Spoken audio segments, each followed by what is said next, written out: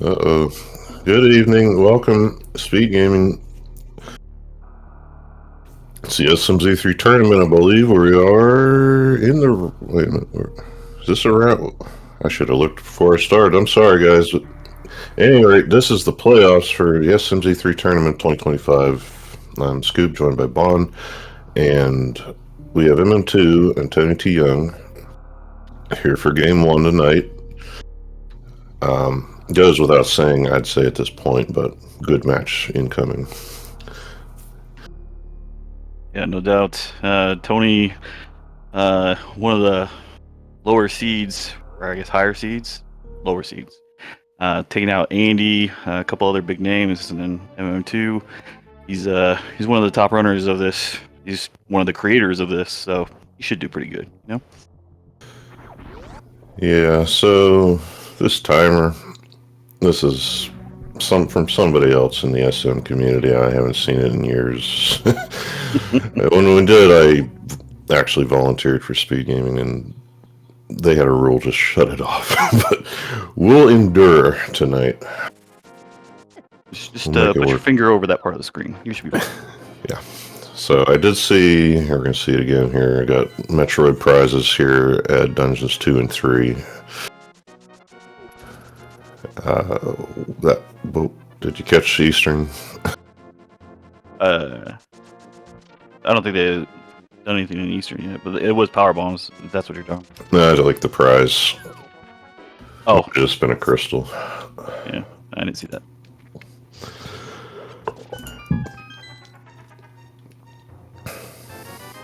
So anyway, with the boots, we mention this often, but in case people have seen SMZ3 in the semi-distant past, you don't typically do this right away because you need a bomb, you don't have money and all that, but boots, we can just knock the wall down, so it's a quick 3, we can get out of the way. Nothing spectacular, but again, they're just not something you have to think about now. Both runners are going to skip going to Eastern now. Pretty defensible, I'd say, to do either. And we're gonna split here. One for the Uncle start, or basically start, and MM2 is headed for the forest and Kakariko, I imagine. Retreat pool only gave us some hearts, so nothing really valuable there yet. Usually awesome when we get some kind of like bombs or something like that to help speed up the progression. Yeah, and MM2, let's see what he throws the sign. And it's probably just to kills the buzz blob. Now, the reason for this is here in SMZ3, you start with a tier 3 triple when you come in. What was that? A heart. I was just sorry. Okay, I saw white on it. Like, is it a lamp? That wouldn't make a lot of sense, seeing as you need it to get to that tree. But anyway. You kill the enemy, you can get that reset to ideally a tier 1 and see what it is here. There's another tree we can pull.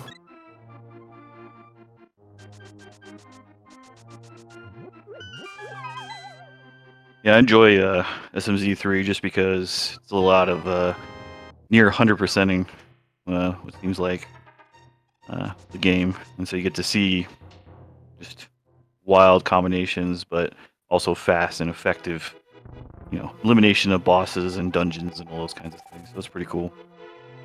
Yeah, so there's one of those other tree pulls, and it's nothing helpful for the moment. But yeah, I started. This is my first rando, which is odd, but I mean, I just like playing. Then I guess figured out how to go fast a little bit. But it's like you said, it's. You have to play the game, and you have to like the game, and if you like the game, this is what I would recommend somebody would do. I mean, it's not simple, but... And as you get in watching more and more of these, especially higher into the tournament, you see something like MM2 just did there, where he knew where a bomb would come out of those bonk rocks, and so he ensured getting 2 of those. So that was pretty cool to see. Not just the tech that some of these guys will do, but also the knowledge that they have of where certain items are. That's pretty cool.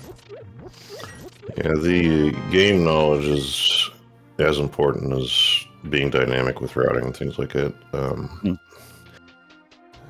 So yeah, things like that are nice to know. And since a lot of runners, speed run to begin with, I guess I'm the exception there, but those are things you don't necessarily pick up in like a vanilla energy run or whatever. Yeah, definitely. Got glove already. That's cool. In charge beam. Charge, okay. I mean, so a beam or two away from not having to worry about ammo. And we got X-ray beam, which I've heard is the best beam, depending on who you ask. So that's good. Well, you might see it. M2 knows some stuff that you can do in Super Metroid, even legally, that works with the X-ray. Not overly likely, but there's a few edge cases where I've seen actually him specifically use that.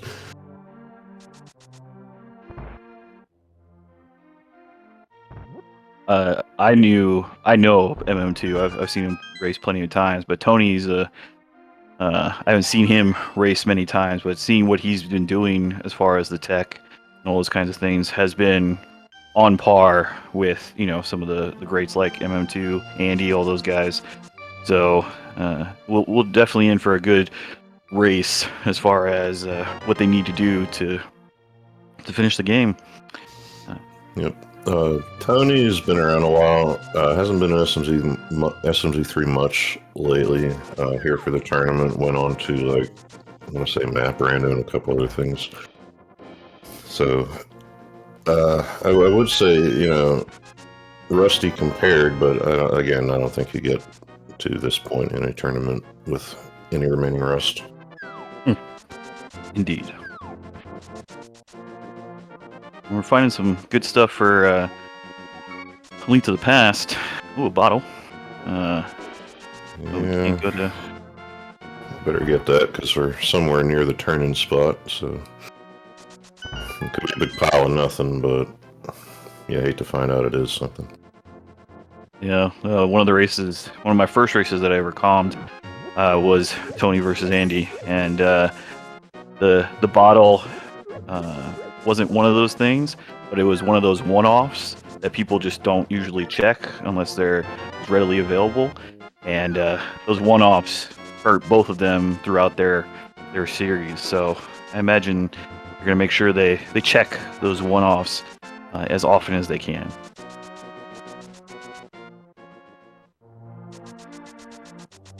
Like the bottle. Ticket, I mean.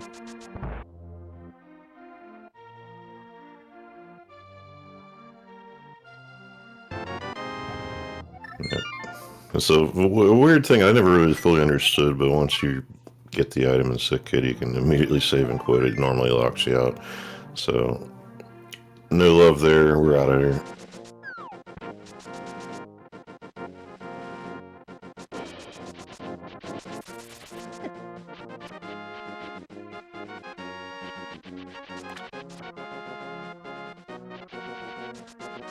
Of course, Tony's going to do the same thing. I mean, it's it just is what it is. Yeah, this is a pretty standard opening for. You ever seen an SMZ3 race? Usually the first 10 minutes are pretty much the same. Although it is always cool, in my opinion, where be like 20, 25 minutes in, or even longer, and then all of a sudden they're synced back up. And pretty interesting how linear some seeds can be until somebody breaks that logic, or just goes out and does what they want.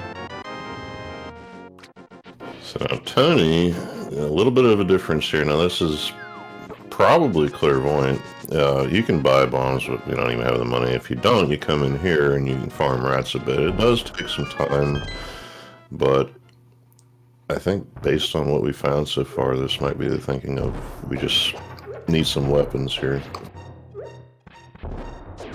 Yeah, on two side, you see him bomb those guys. I've seen many a bombs be wasted trying to kill those ones. Yeah, it was pretty solid, that one there. So the 300, which now here's the problem with the flippers.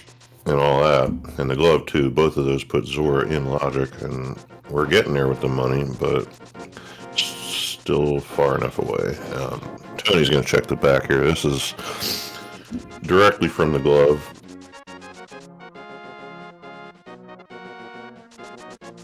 This is always a good quick check, just because you can save and quit out of it, unless you go deeper into the dungeon. Or not dungeon, but castle.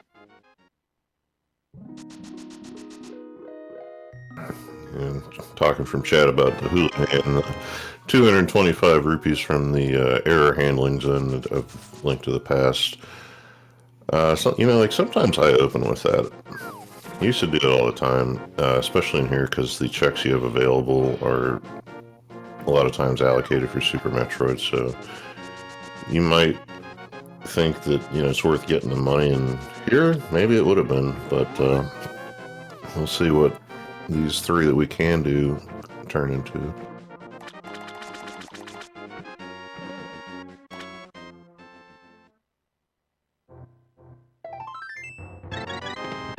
I started balancing out the Houlihan starts whenever I would do it for a streak of time and end up with like 300s right away. That's how it always works out. Yep.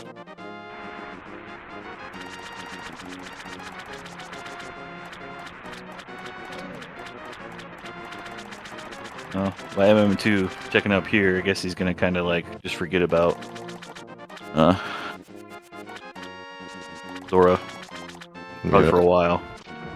That's a play I expected to see from now. You see some runners will leave that one there just to give you a second reason to come back. And no other reason, but it's probably a good eyeball since we can actually get to it in this case. Logically.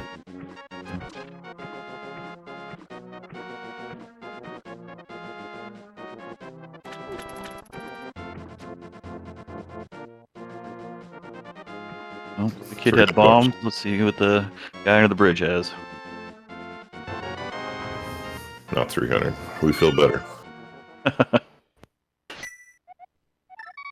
So we have Eastern, we have MM2's Back of Escape. That's going to get done here. And Tony... Crabs. It gets us all from time to time. So that one will be, I guess, mentally deleted for now.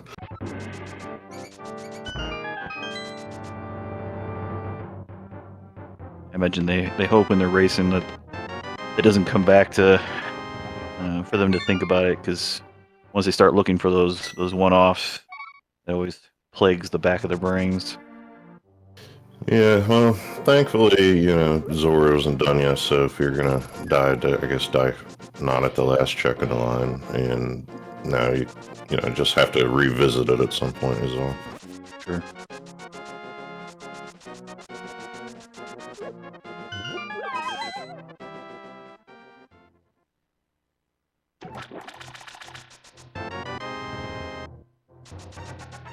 A while since I've seen someone go through that way to get to the... Yes, you don't see it commonly in open modes. Saw it not too long ago here, I want to say in this tournament, and then I had to think, like, I guess it doesn't really take that much time extra. I think primarily we just do it this other way just so you can get that tree pull here.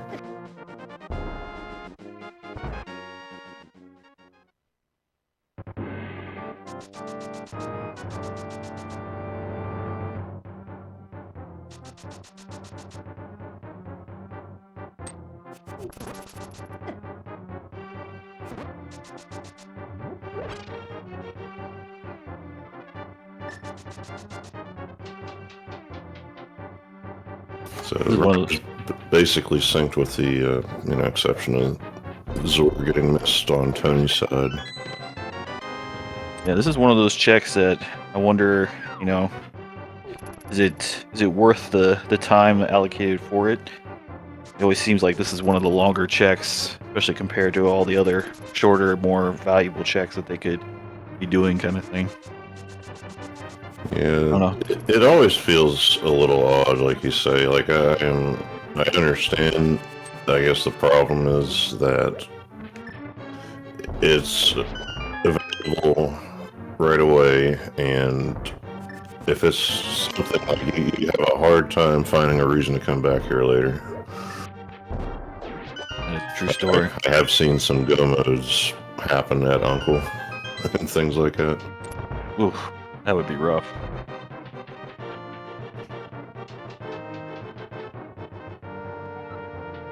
We haven't seen Agana yet, but I imagine they might head over there.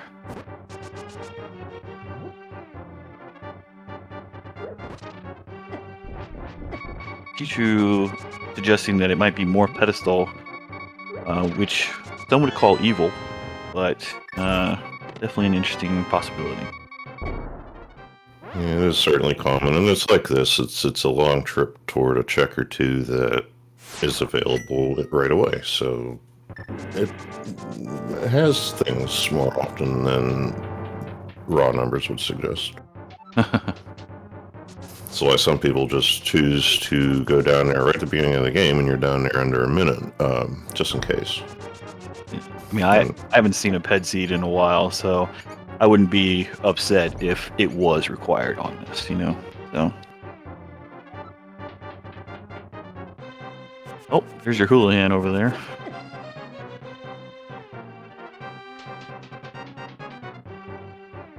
Yeah, this will be kind of interesting. I'm going to watch this for the next minute because Tony's doing this, would not have been able to do it, was not in that position without that crab death. So if Zora ends up being something here, that's an instance of turning, making lemonade out of lemons.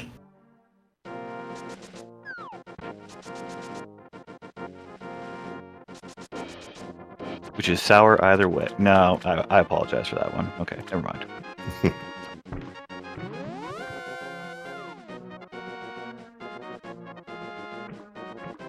Oh, M2 is doing an early mushroom check. I haven't seen this be done early in a while. Yeah, early mushrooms seem to be a thing in seeds quite a lot. I always thought people would hold off just because you could do the fake powder glitch. Yeah. Keeping it with a reset, yeah, it does take longer in SMZ3 because you have to repeat from the ship. I was wondering if MM2 was going to reset that and then just go back to SM to do, those first two checks, but we'll keep the super. Chat's right. It is. They are kind of running out of things to do logically, so. Agana check.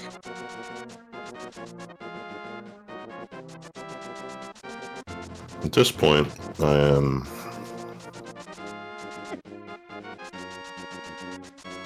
starting to wonder if the first thing we're going to see is like a screw attack or a speed booster. But when a seed goes that way, it's usually here by now.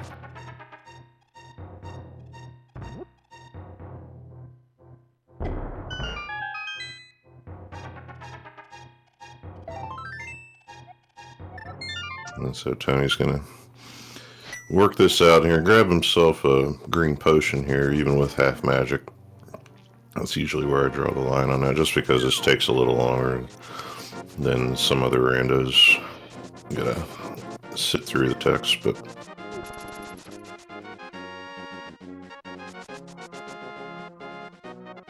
so 2 Eastern for MM2, and stand by.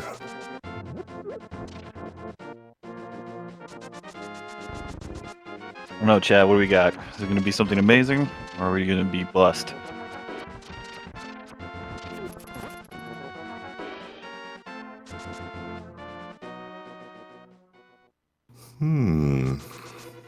Now, does that put anything into logic? The mountain.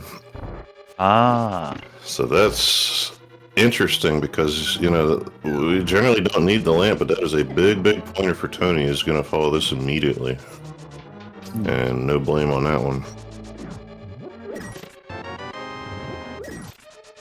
And we'll have a check in Super Metroid to go with this.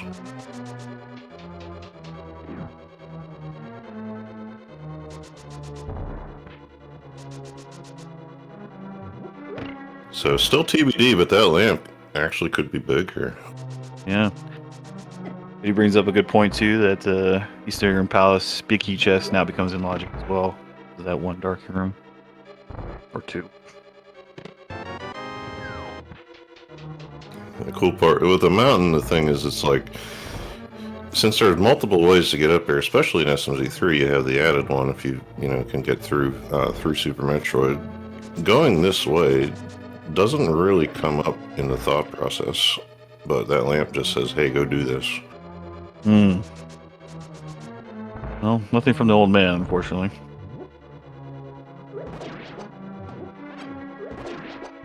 But now we'll get to see, eventually, our Super Metroid.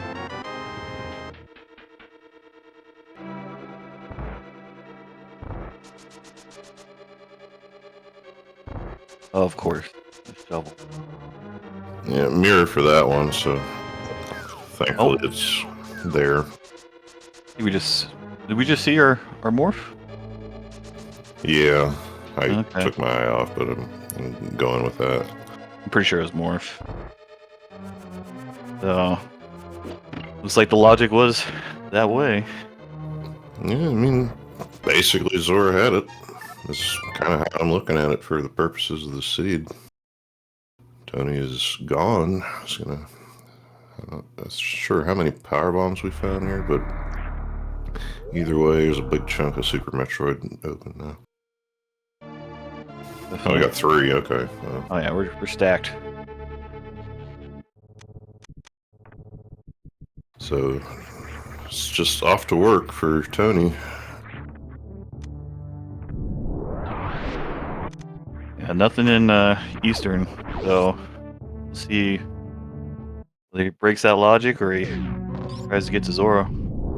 Yeah, M2's best hope if something, required at some point was there in Eastern, but it could still come back. We could be looking for something later, and then Tony will, as a lot of runners would, at a certain point think, well, okay, this was early, I better go do it. So there's the hard reset.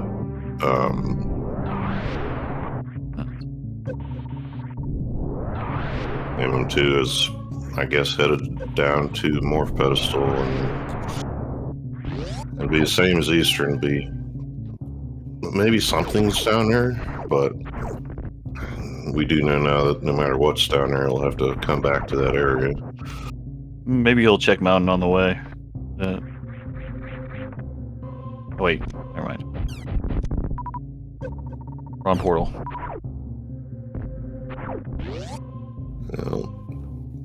We'll see what happens here, but MM2's best out right now is going up the mountain out of logic as opposed to running to Zora. It's true. You can do that. Anything, M2's checking this really fast, so he's not losing too much time, but still. Yeah, getting down here is one of the most optimized thing for runners generally. Just because it's the one you're going to repeat the most running Super Metroid. I am still working on that personally, but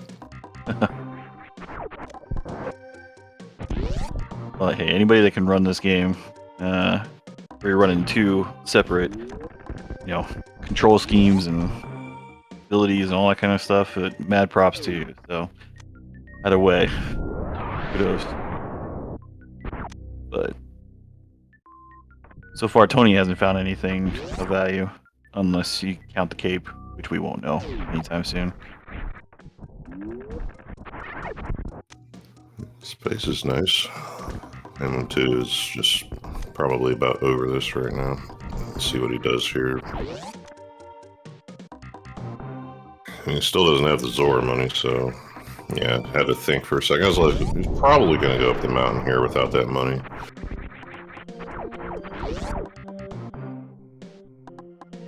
And that'll work out. I would say at that point, I'm almost guaranteed he's going to know that that lamp is where it is.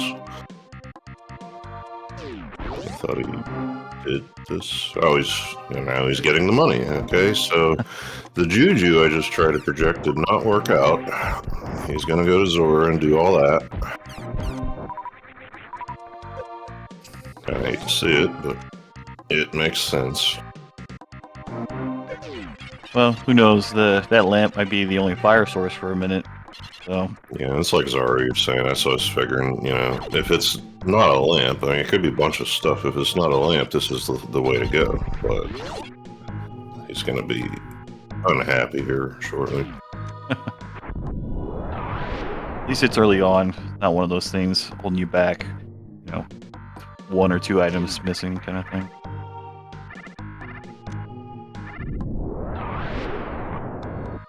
And yeah, Zara's on point, as usual. The fire, could be locking fire rod or some other fire. Where you actually need that lamp. Ooh, solid green ruby right there. Pretty much the game. That's good.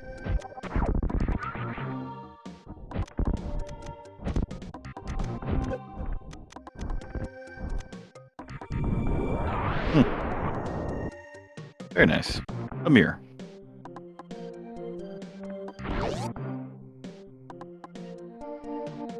Big item. Can be a big item.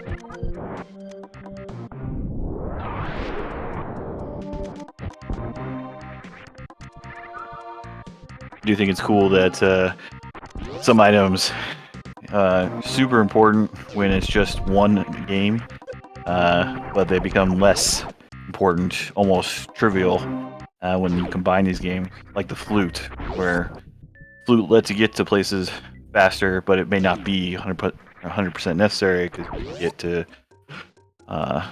places like Misery Mire, through Super Metroid kind of thing. So I always think this tech is really cool and how they were able to combine all this.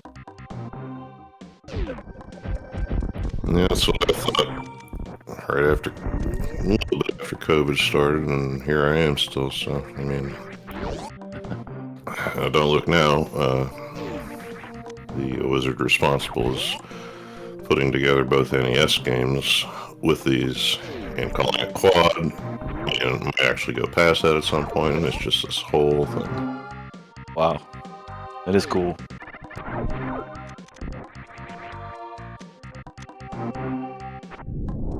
Alright, when you have that many supers, you can just fire them off willy-nilly, so you're okay.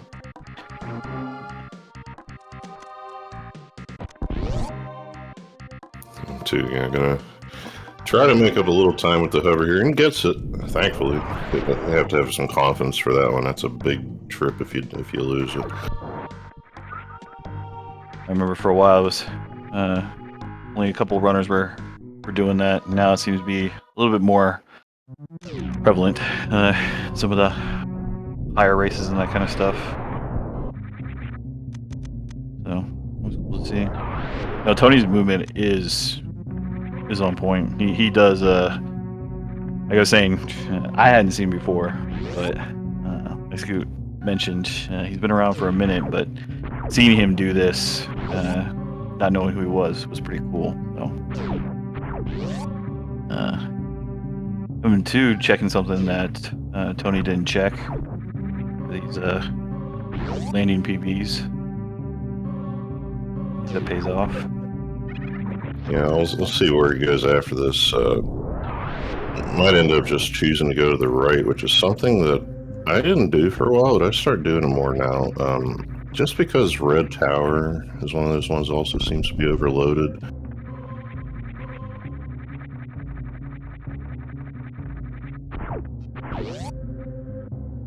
A wreck ship can be... I've seen it be amazingly stacked, and then I've also seen it be the worst time sink of the whole game. So, not something that is loaded right there was Billy Mays. Yeah, Hook is good. Can get to right side of the mountain here since Tony's just about done with this loop.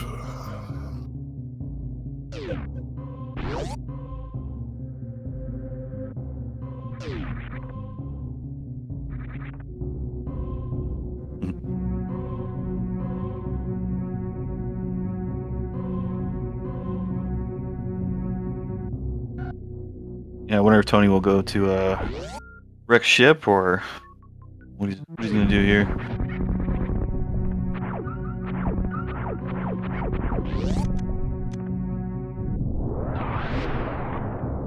One thing I don't get to see checked a lot is this speed. I don't know what it's called, but like the speed booster required alley here. It's rare that speed booster is on this early in the game, and people are usually checking. So, well, depending on your loadout, it can be more or less palatable to check this now. No blame Tony not doing it here. It's kind of a pain dealing with the. I remember a lot of enemy names, but not those little blobs in there. no ice either. They're just Yeah. annoyance. Oh, is this even randomized? It is the exact same missile pack as the one in vanilla, for sure. it's the serial numbers are on the bottom. I saw it. I'm with you. Oh, Tony's heading back. He's gonna use that hook shot right away.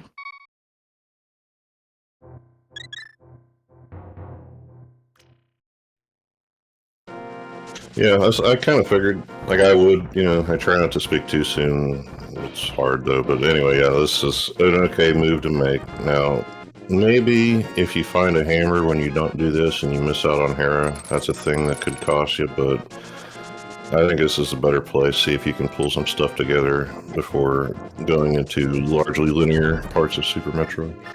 I mean, it is a lot of items around here, so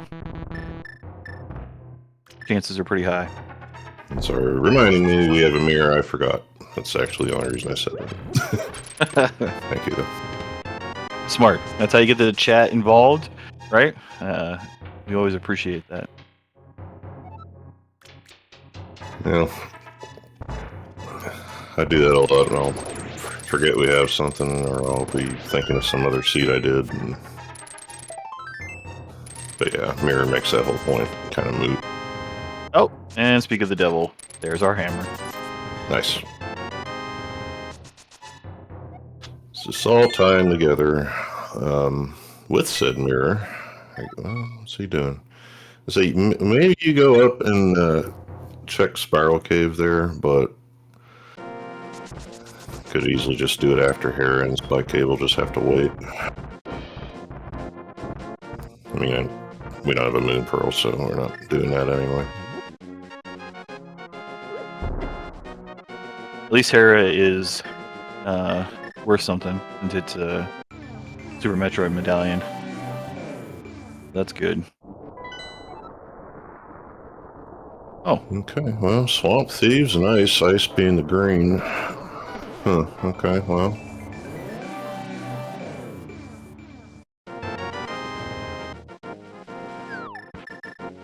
I don't like Pendant Swamps because that just makes a decision of whether to go in there a little harder for me.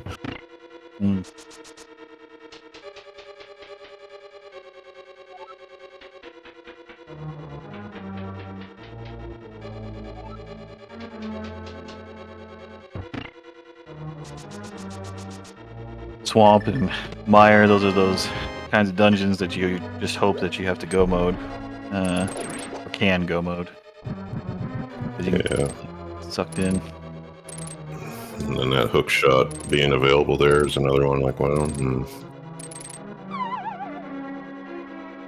I like that trick. I remember seeing it in its infancy stages of using like bomb, that kind of stuff. I've seen them do that, and it's pretty cool. What's it called? Harapot, I think? Yeah, there's a bunch of variants of it. And actually, I want to say it's even further subdivided because that one involves speed. Well, you need a hook shot either way, but there's ways to do it with boots, there's ways to do it without boots, there's multiple ways to do each of those, so...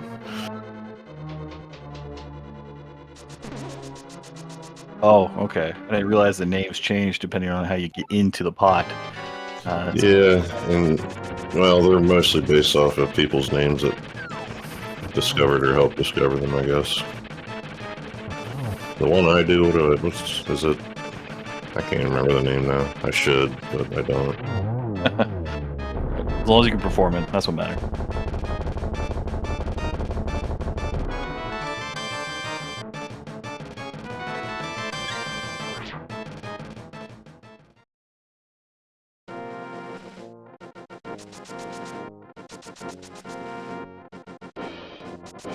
There you go.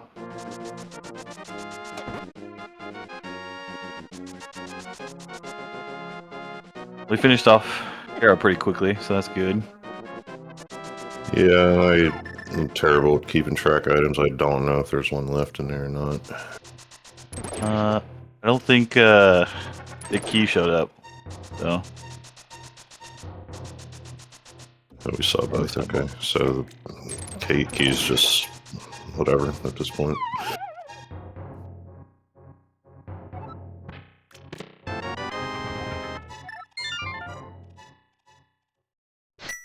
Yes, the shield we may never get, but it is progressive shields, so there's still a chance we can get our Fisher Price shield.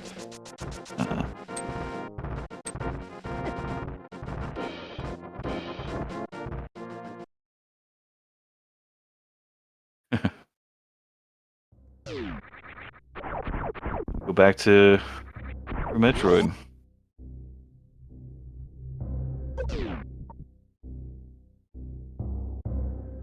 For Tony at least.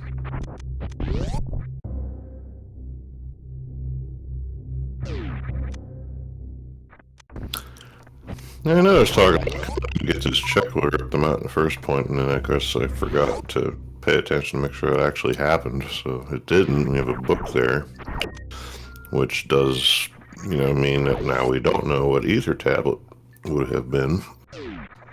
Oops, but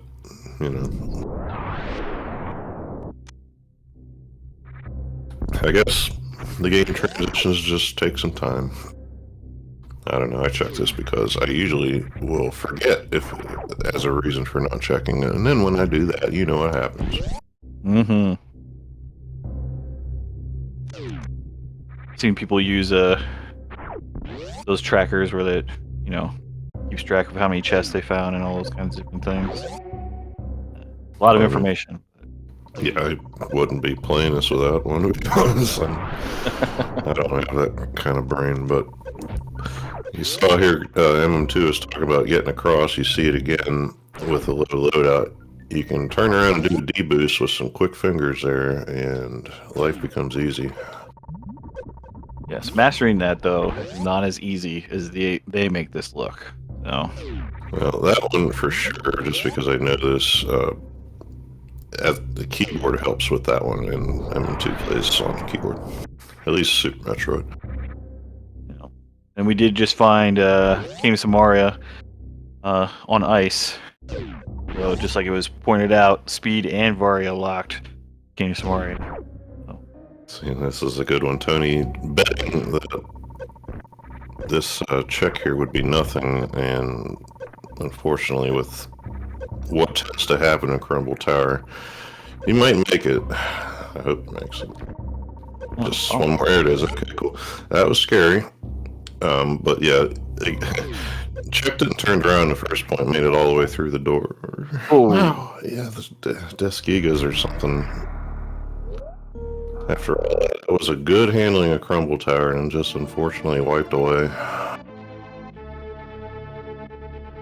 Good thing about this SMZ3 though is the fact that it saves as you do the transitions. Yeah, so, thankfully, big thanks. Yeah. And there's some. I was reading there's something that I guess we didn't want to handle it that way, or we wanted to save it. We didn't want to respawn the ship, but it was just saved a lot of problems technically. So it works out for Tony here for sure.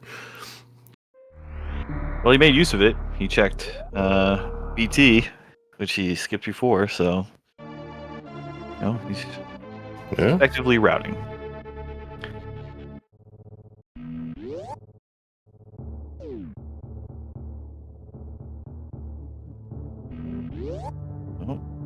might just have them sync up again, which is gonna be crazy. Here we go. Tony's gonna check the landing site PBs. A lot easier with the space jump. So that's good.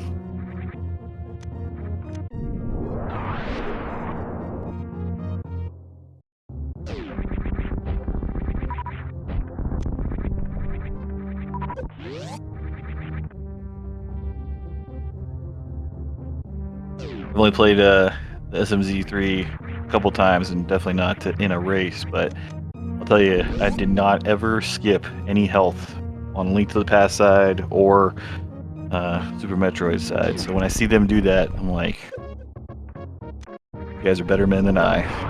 So.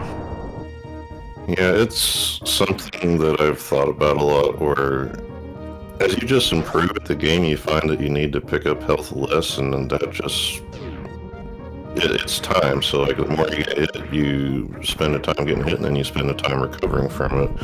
So the less of it you can do, better if you're going to be on a whole seed, and that's the ultimate better or easier said than done right there. Yep, they're both looking to have a dance with a ghost early on. So, say early on, and we're 40 minutes into the seed. Yeah, yeah, good guess is 2.5 usually. So it's still early, yeah.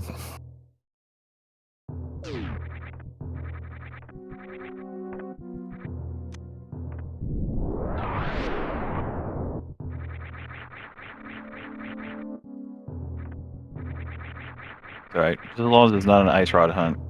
Those are just somewhat annoying. An MM2 two-phase, like, it's nothing.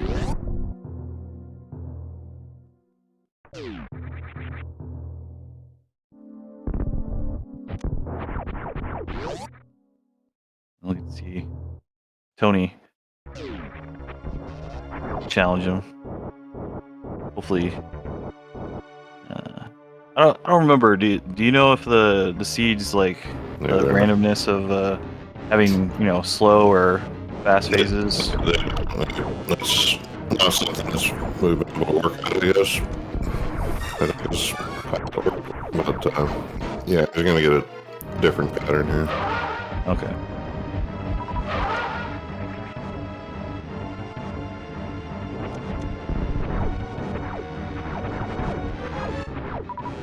Oh, no, I'm not saying they need to chill on ice rod hunts. I'm just saying that, I would rather have it be something else that they're looking for, as it just always seems to be that ice rod.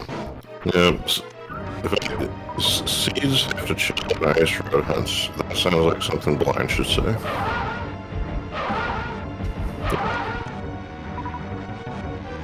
Oh, Tony just misses it.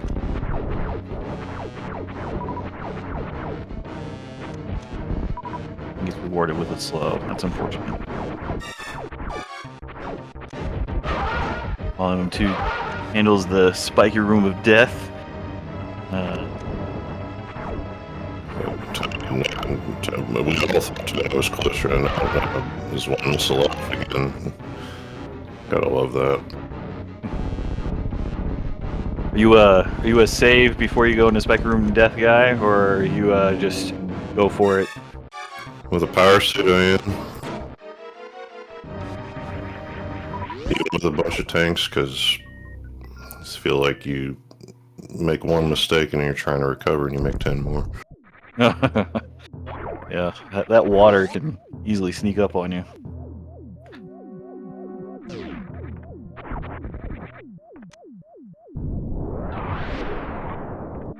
Like right there, I'm probably pushing through there. MM2 showing patience.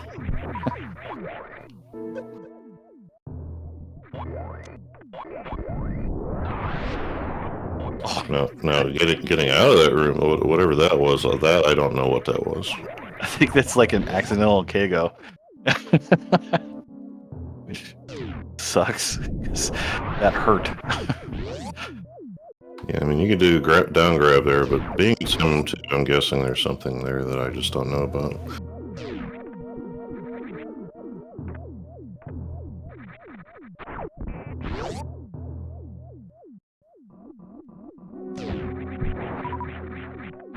In case in point, that's probably one of the quicker. So he's doing something here. We're gonna learn today. Again, he's taking damage with the grapple beam here, so. Oh, I didn't know he was vocal about nonsense.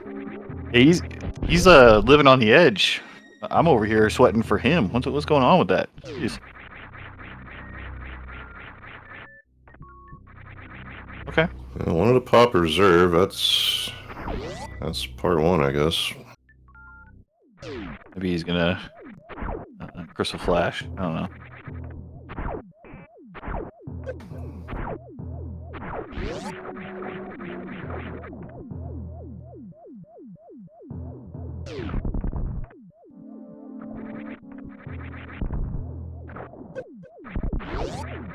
Hold the sword.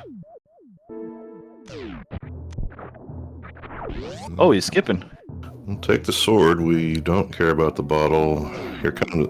Now, you were talking. Remember, we were talking about the X-ray. This is the first. This is the thing I had in mind right here. What the? He's doing it without the X-ray this time. But that was the first thing I had in mind. Was this door right here. Okay, I've never seen this before, and he made it look like it's a part of the normal game. What the heck? Okay, so this is the same thing that involves the X-ray. I guess I should have just listed it out. Like I said, I didn't think we were going to see it today, but Yo, that was cool. That was and worth. Well, I mean, screw attack's not like critical, but it's definitely a nice quality of life feature. yeah, no, it's nice to have. And bending better weapons, I mean, we get good access to Lower Warfare, and there's your fire rod, so poof. Wow, that really paid off. Now, Tony is going to end up in here. How? I don't know, but that saves, I don't know, minute and change. Jeez. No, that was Oh, wow, okay. So Speed Booster unlocks two things for us. The mitts and what was on ice? I already forgot. Ice, what? Kane? I think it was. Oh, Kane, yeah, that's... Yeah. Yeah, I forgot that it actually is speed, yeah. I was like, we need Varia for that and speed, so... So, be a high value item. But yeah, that was just cool. I like seeing those kinds of things, and you definitely don't see that in normal races. So yeah, that's the second time I've seen it. This is it was both times. This one was way fast. base. The X-ray climb business can get a little funky on you sometimes. Sure. Why is space technically needed for mitts, Jestro? Because of what Tony's doing? Because space is locked by speed booster. Oh, I see. Logically. My bad. Matt's Okay, I didn't think about it either until all this. So. We do that, you know, as a rule. We go in there, so a lot of times we all forget that that's a speed lock too. See, Jestro, that's why you're the tracker. Which, if you guys haven't seen, Jestro is our tracker, doing an amazing job. Definitely hard keeping your eye on one screen, let alone two. Always impressive. Well, I'm not a talker, but here I am. You can tell if you watch the opening part of this. I should never be allowed to open, but You did great, man. I started with tracking, and then I just realized, for whatever reason, watching more than one screen for me. I like just miss things. So it sounds easy, but it isn't. No, So, yeah, definitely props to anybody who does it.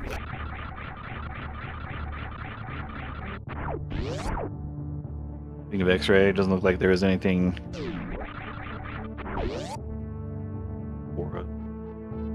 That was X-ray, right? Yeah, that's X-ray. Yeah, X-ray location, and we're going to ask here in chat if Tony actually got as far as eyeballing the minutes activities on top of that. Thank you, because I was like, that would not be good to miss that one.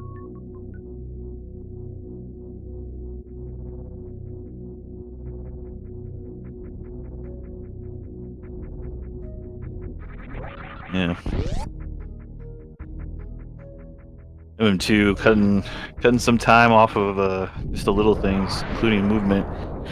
Just rewarded with a moon pearl faster than what Tony will get. But both of them on par with their movement and stuff. So always good to see. So there's one of those 5-6 crystals that'll be Dragon.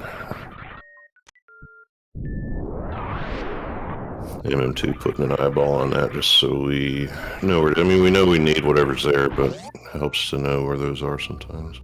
Yeah.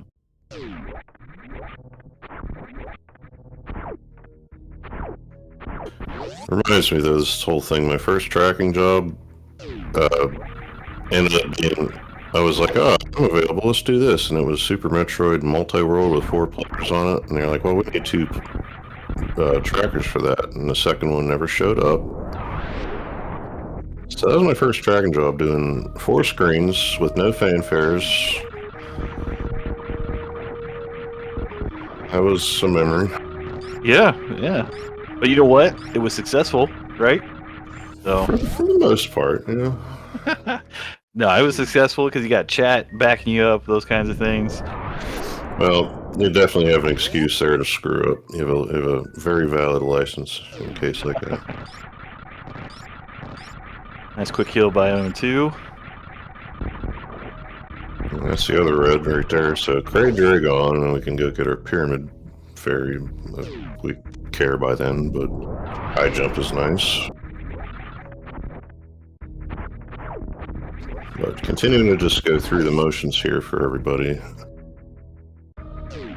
Decisions will be coming shortly. Yeah, I wonder how far down the Norfair hole MM2 will go.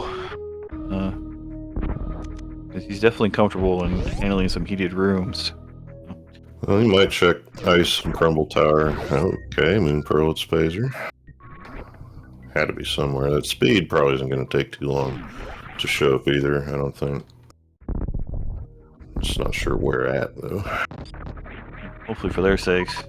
You're getting all this nice movement tech, and then you still run slow. Never fun. But I guess with that Moon Pearl, most of the Dark World opens up to speed now.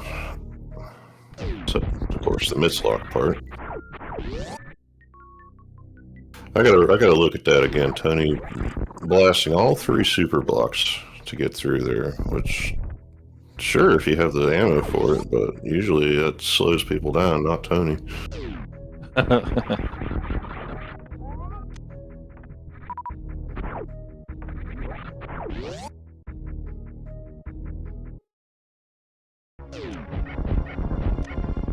You know, our chances of Turtle Rock being pendant locked are dwindling. Having both Bombos and Ether. That's Ether, right? Not Quake. Yeah. Yeah, Quake, or almost Ether.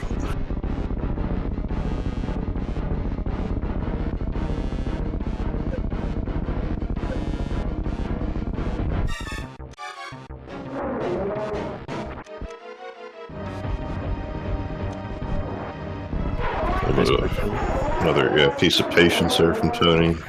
Initial setup got a little ganked, so just waited for the next cycle and gets quicker.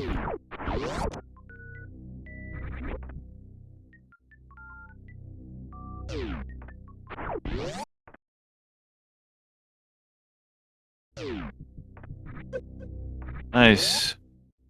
Round 2. I forget what that move is called, but getting out of there. It's just a fancy little mockball. I'm no good at it. I have to take my ceiling bonk. It's a little tricky to do that in that tight space. Yeah, a lot of these items are kind of telling MM2, I'm sure, to go to the mountain. So we'll see if he goes to the mountain or continues on. Well, yeah, I mean, here, without a Varia suit, you're best served just going back, at least for now. It means we gotta wait longer to find out if we should always bet on Croc or not.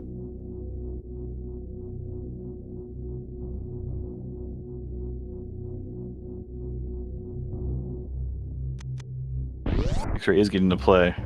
Not only was it used to cut off some time, but it was actually used for its original purpose. So, just amazing. So here we have no great access to Dark World just yet.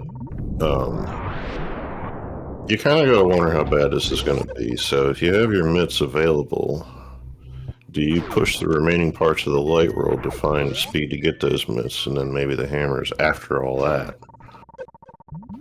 Even space lasers can be what? Is that plasma? Plasma is usually fire rod from the future or something. Oh, a spazer. Okay. Oh, spacer, okay. See, I ain't even seen that one before. Okay, space laser spazer, I got it. Wow. Oh, it can be sucky. Okay. What? Why did we put riddles in this game? It's already hard enough. All right, come on. Well, it's a point of debate across all the Zelda 3 randos, but yeah, in here sometimes they're not always the most consequential, except when they are. Funny how that works. But yeah, we have the book that's pretty much just available from Glove and Lamp. It was early, so I wonder if we push Desert here. Just on account of logical implications.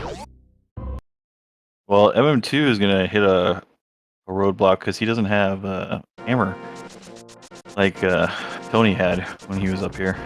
So gonna have to go around a longer way.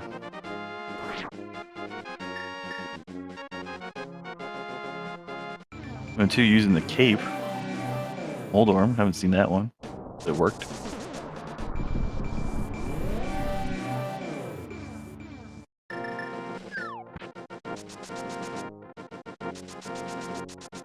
Tony coming back to get a look at the tablet, which is awesome. Did that. Now you won't have to think about it.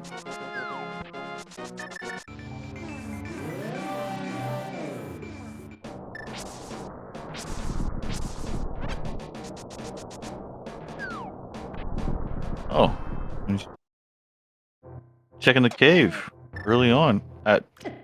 This is usually one of those one-offs I don't see checked a lot. So yeah, no other reason to be in this area, so if you can do it, you do it.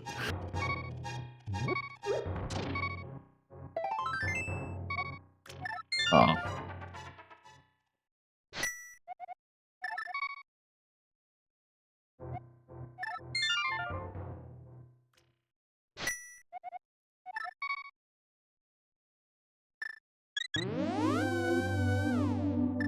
MM2 fighting one of the mini bosses, apparently, in this room. It's hilarious. Now he's got his hammer. Oh. Yeah, I just realized I said a bunch of stuff about a hammer that I guess would have applied to MM2, but once again managed to forget we had it.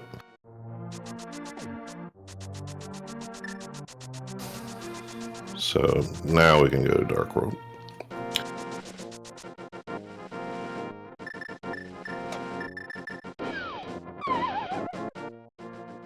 Tony's gonna do the big powder check. Cool.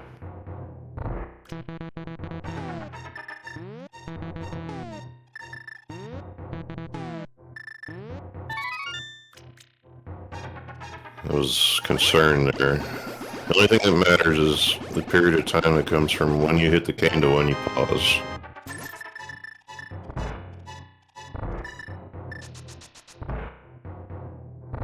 And it's pretty forgiving, but...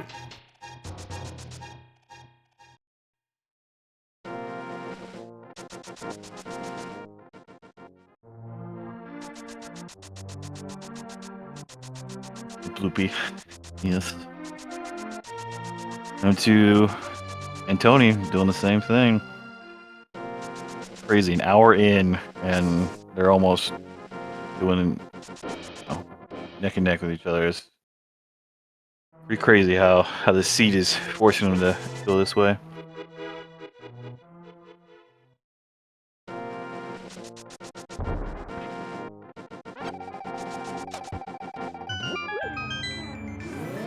They'll probably check it when they go fight Mothula. Say that with zero confidence after I say it out loud, but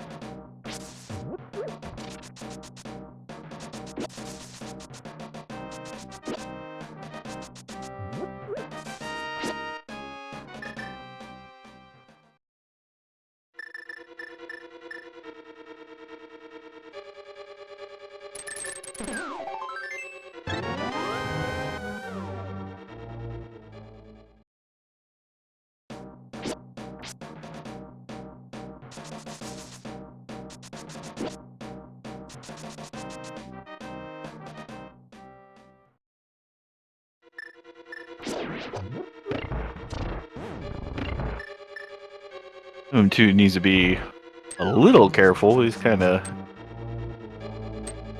being whatever on his health here. Blue mail, a little bit of help, but I mean, it's worse thing as you get back to the entrance here. Although I guess in his case, his entrance would have been the drop down.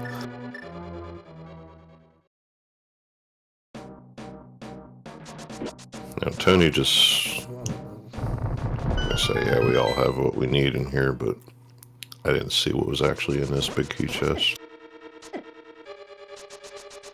I think he's just going for the... Yeah, so the item will be back here.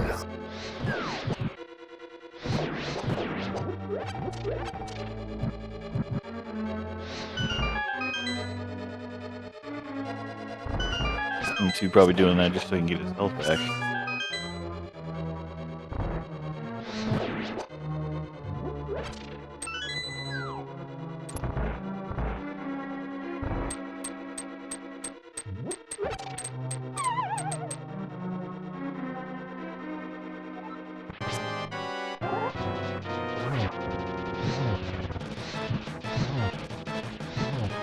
And we get to see one of the easier bosses, but one of the worst rooms in the game.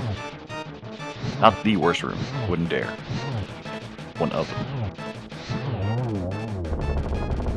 Easily handles it, very nice.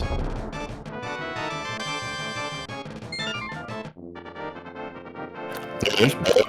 Wouldn't even be that bad for the old overriding the damage thing. M2 doing it with a hammer. Mad props to him. Yeah, can take 2 spikes or...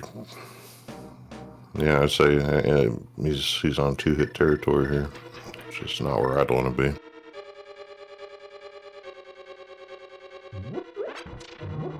And he does it. Good for him. Yeah, it's just stress I can't handle, I'll tell you what. It's a good job. Yeah. Our final item was reserve tank, so unfortunately that's a bust. But don't worry, ladies and gentlemen, we get our ped check. Oh boy, oh boy, oh boy. And of course, it's not what we were hoping for, but okay.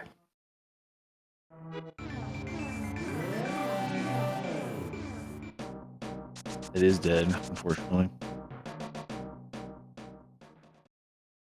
I'm definitely one of those, especially with the swamp thing. I was like, well, if this is something, well, at least we got to do swamp and ain't got to worry about whether or not we do it. But It's all right. We are still missing plenty of items to ensure that we check out some of the dungeons.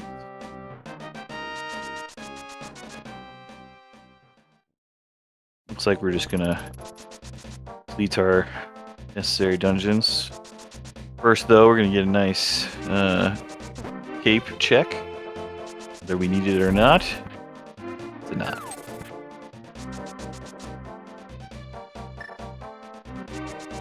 Yeah, I said dungeon, but what I really meant was like the graveyard area and the mirror check. That's what I really meant.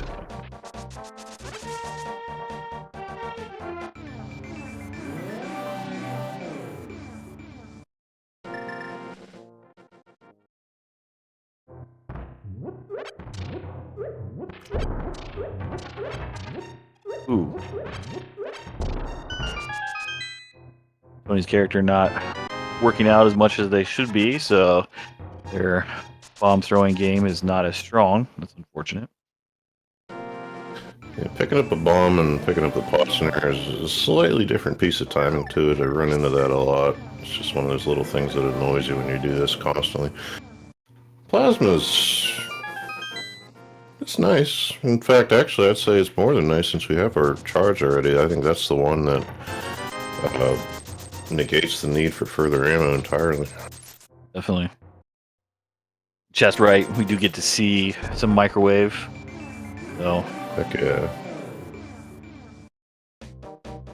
nothing better tasting than a microwave fish.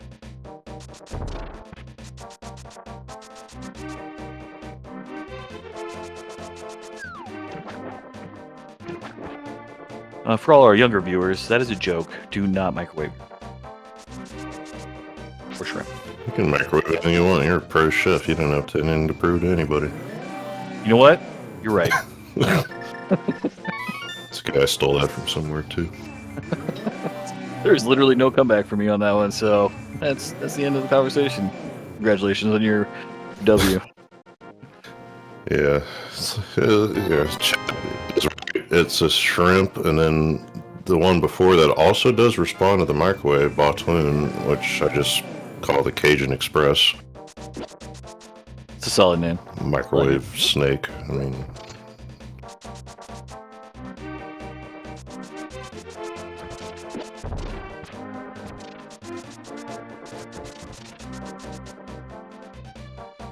Hold on to your shoes, folks. We've got deviation. Speaking of fish, there's a catfish. yeah, lots of fish in these games. Let's see what this one has. Nothing. Oh well. Yeah, none of the fish have been holding anything important for us. So. Yeah, lamb's still TBD, outside of the consideration of it being a big pointer. It's fair. Well, now we do have fire rods, so I guess that's just the pointer, and we might have to go back to that, see what really happened because Tony died to a crab, you know?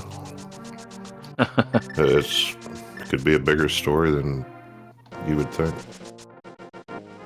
That kind of worked out for him still. At least so far. Get a nice clear of Thieves Town. Looks like Tony will eventually be joining MM2.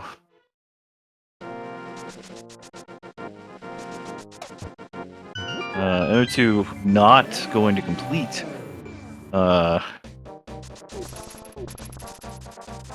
Thieves Town just yet. No, he does have hammer and a sword. Yep. No, so you have everything you need, so here you're just not doing it because it's a pendant, I guess. I also did not get a full check on the in the front, but it would have been enough for MM2 to call it quits for the moment. I just realized Thieves is a pendant, so that makes sense.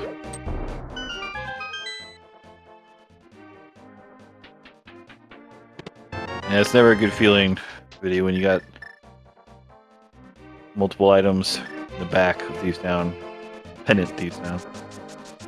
I mean, I can see this going either way. We have stuff to do. Not a lot, but some. It's just Yeah, it's a hard decision to make. Yeah, M2 doing those natural checks when you have the mirror and the shovel, those kinds of things as he works his way down. Unfortunately, nothing good yet. It'll lead us down a different path. But for now, follow the same path.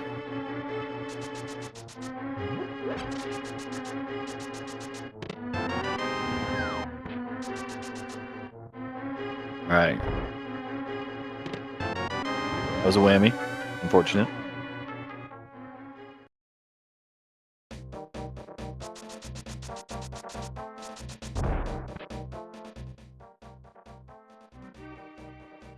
We do have plenty of supers, which seems to always happen when you get charged plasma pretty early on. Yeah, that is true. We don't need ammo. Here, have some ammo. Hey, we got Hype Cave, and it's going to be amazing. We're going to see all of the good stuff that we've been hoping for. Not off to a good start. That's awkward. Well, Okay, that's one. here we That's go. good. Yeah. That one's out of the way. Okay. But what are we giving as a rating on this one, chat? Ice Rod's kind of a big deal. You know? This one, it's just one thing, but it's one thing that we normally would have to worry about. So I call it good. Okay. Biddy, your rating system is accurate. So I guess you win this round. Very nice.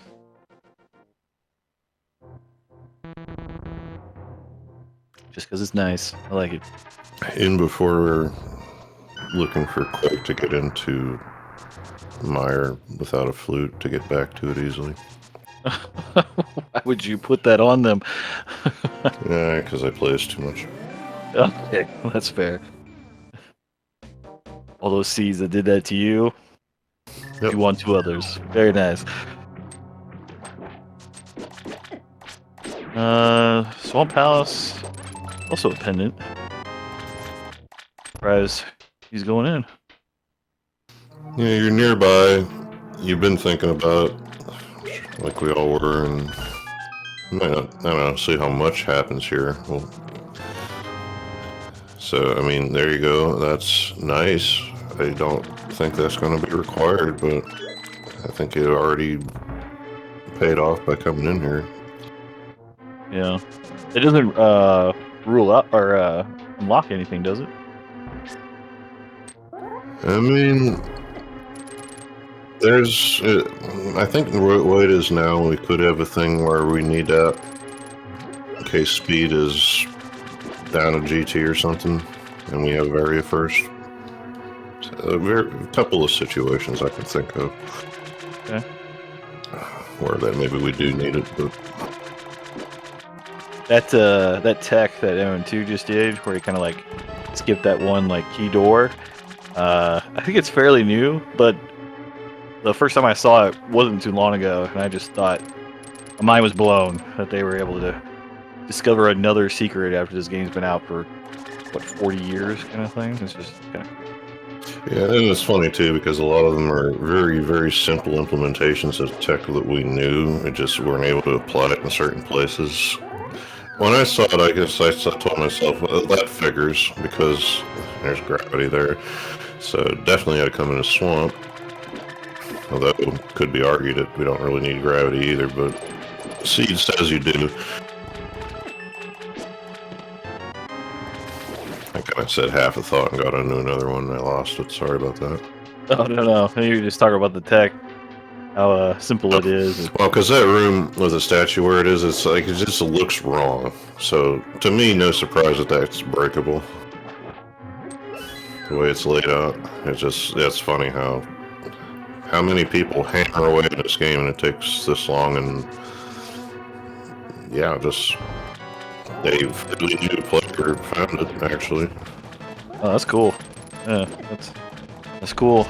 Yeah, and you're right. We did find some gravity, and so that's gonna tell them to most likely go to see that shrimp.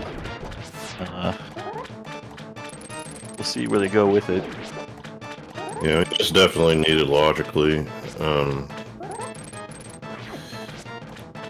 For me, that says good and ready. For these runners, I don't know what they'll do. Quite a way. I mean, you might see a pod dip here. That's the only thing I can think of. Oh, that'd be interesting. Okay.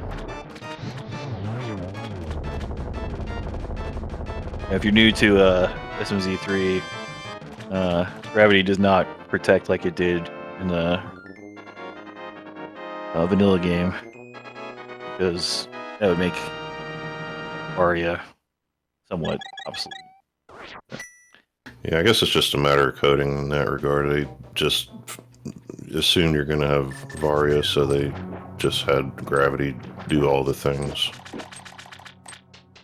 Makes sense. And then what Tony just did there, I realize again, it's a simple trick, but it's cool to see them do those little things that, you know, in essence, break the game. Did he clip through the block down here?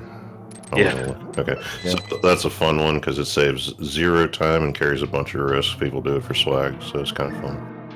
See, that's hilarious. I didn't even know that.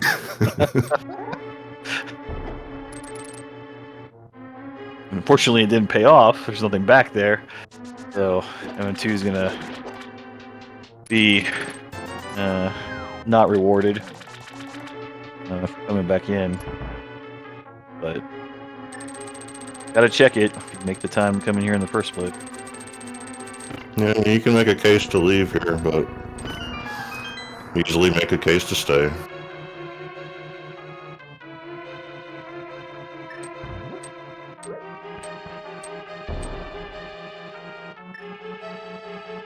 Yeah, see, like throwing that bomb, and then you're gonna water walk, come back in there, and it's gonna and pop. Like, it's just hilarious. Somebody had to like think, hey, let's try this out, and it worked. Amazing. The mechanic there, that one I guess I'm a little proud because I kind of knew how it worked before coming in here. When a bomb, goes off, but it doesn't hit until whenever. The way part of it works when you're off the screen, part of it works when you're on the screen, allows for that.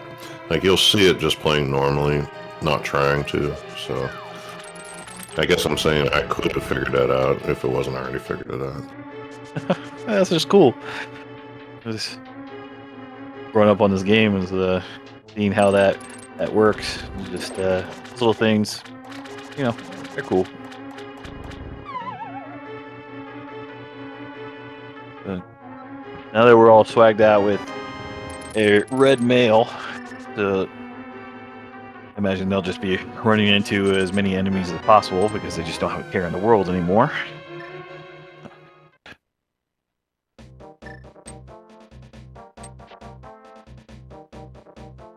M2, gonna go check Bombo Stablet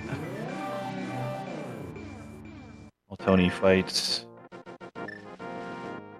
the mothball. Good. Yeah, go with that.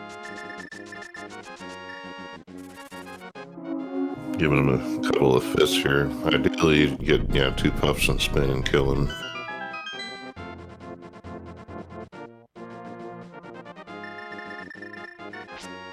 Which also is not as easy as these guys make it look.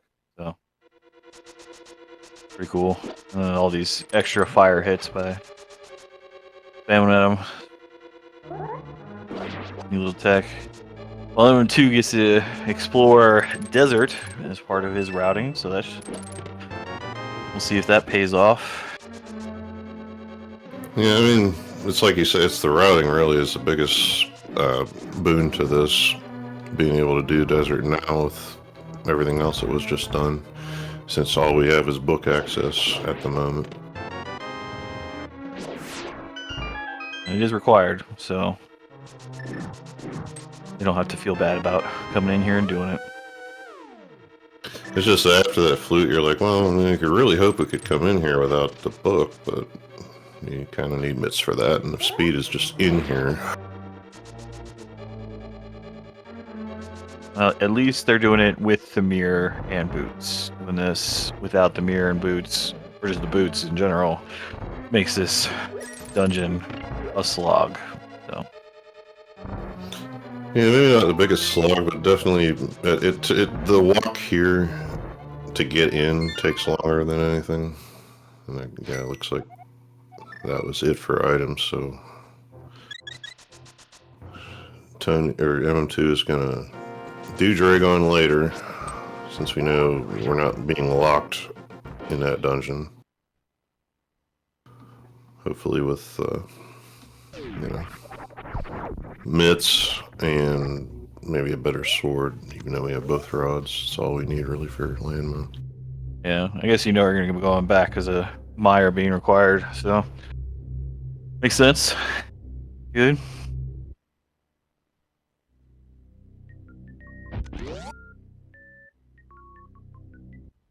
Oh man, seeing those elevators go up and down, or some of the other things that happen in SMZ3 Super Metroid side, after watching like map randos and that kind of stuff, it just seems so slow, you know?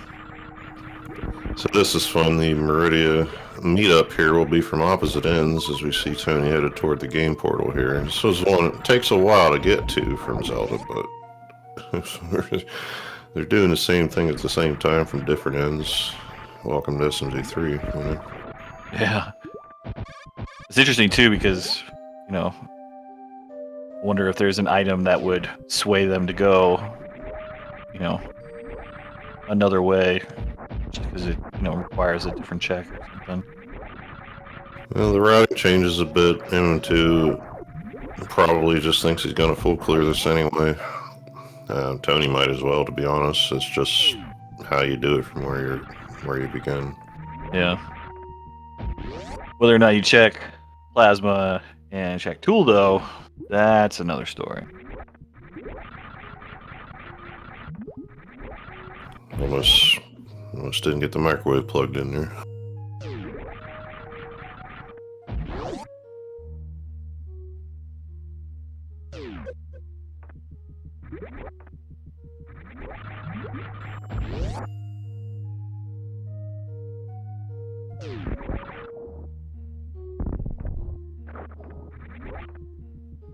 You turn your attention to Tony, we'll see how to properly microwave a shrimp. Oh, and if you looked on the left side, you will see a speed boost. Yeah, and actually this is another interesting one, because for all MM2 can do, I didn't think about this, you can get through to Bot's Wound without that or ice, but it's not fun. So finding speed here is good. Actually, makes me think this might have been a bigger part of why Tony came into the back door, beyond the fact that the boss is here. That is a good point. I didn't even think of that either. Oh. So MM2, regardless of what he was thinking coming in, won't have to leave and go back out the other way. Big helps. And we did see a great microwave on Tony's side. It doesn't always happen when you don't have wave beam with plasma that you get the one phase of a microwave. So Yeah, you're right. I without full beam, I usually take two, actually. Oh. Okay.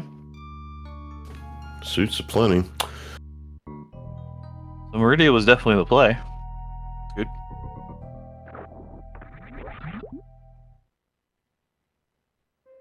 So yeah, this is why Pendant Swamp just sticks out, because it's just probably the biggest choke point in the game so far. Yeah. Here Definitely. tonight. I'm going to doing the save so I can check both sand pits. I like it. Imagine you'll probably still reset even if there is something good on this sand pit. Just get it on the way out.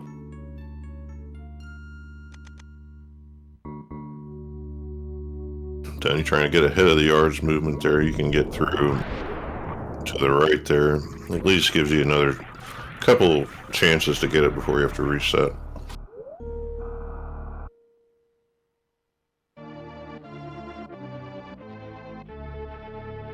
Dude's right in the chat. We are in bow mode. Unless we need that quake, but see eventually.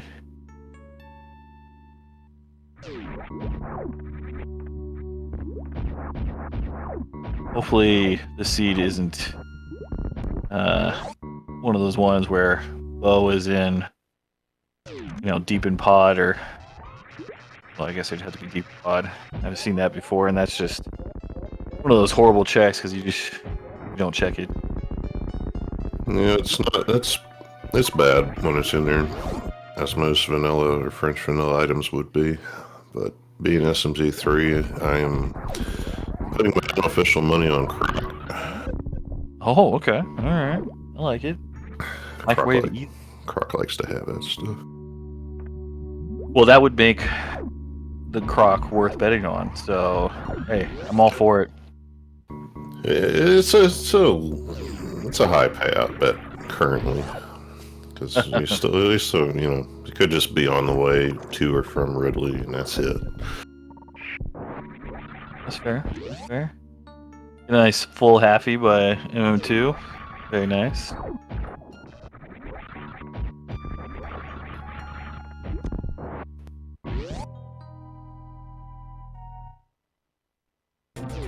We'll get to see mm2 try to match Tony's one phase. First, mm2 is going to charge up his plasma beam so that it's powerful enough to take him out in one phase. Smart.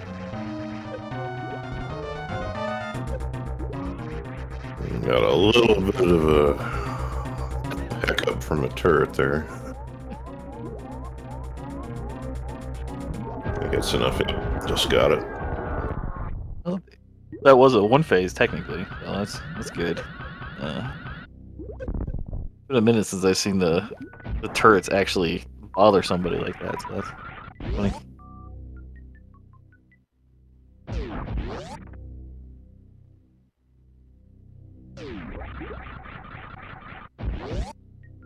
All right. What do you think? You think they're gonna both finish out Super Metroid, like go for Ridley and stuff? Yeah, I think with these suits now coming like they are, you gotta go down there. Nice. Reverse full halfie.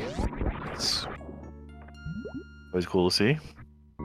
Yeah, I think I still don't know the whole thing, but I'm pretty sure that had to do with hanging on to the one turret with the grapple beam at the start there. Something to do with getting that blue suit. Sure, that makes sense. So you can do that. Sorry, I don't have all the knowledge. I just play the game and show up whenever nobody else does. Yeah, you guys as good as mine on some of these things. He did the whole damaging down just to do the setup for a crystal flash into a X-ray. That was cool, but I would have never guessed that's how you do it. So more props. Number 2 is going to wreck ship.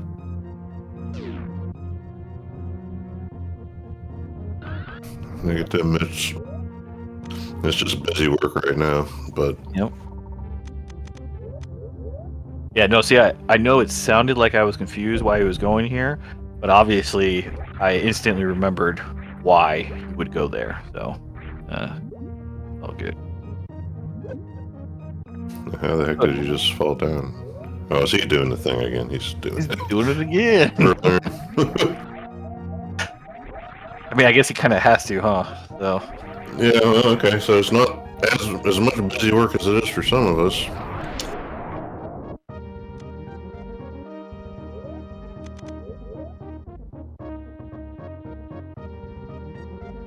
Yeah, that's cool.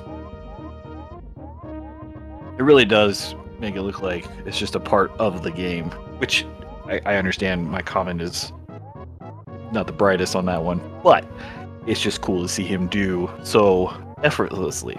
you know.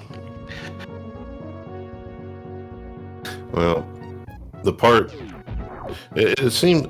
Here's what I do know is that you go doing the X-ray climb. It's almost like mimic living if you've seen that in Zelda 3. The timing is kind of specific. Yeah. Now, the other thing I don't know is how badly it messes you up if you get it wrong, but like I said, I've seen one person actually do it. Now, I don't watch a lot. I know there's a lot of people capable, but... Yeah, capable and then the necessity are always two different things, so pretty cool to, you know, experience this moment. My first time. Amazing. Tony, checking out, I forget what this room is called.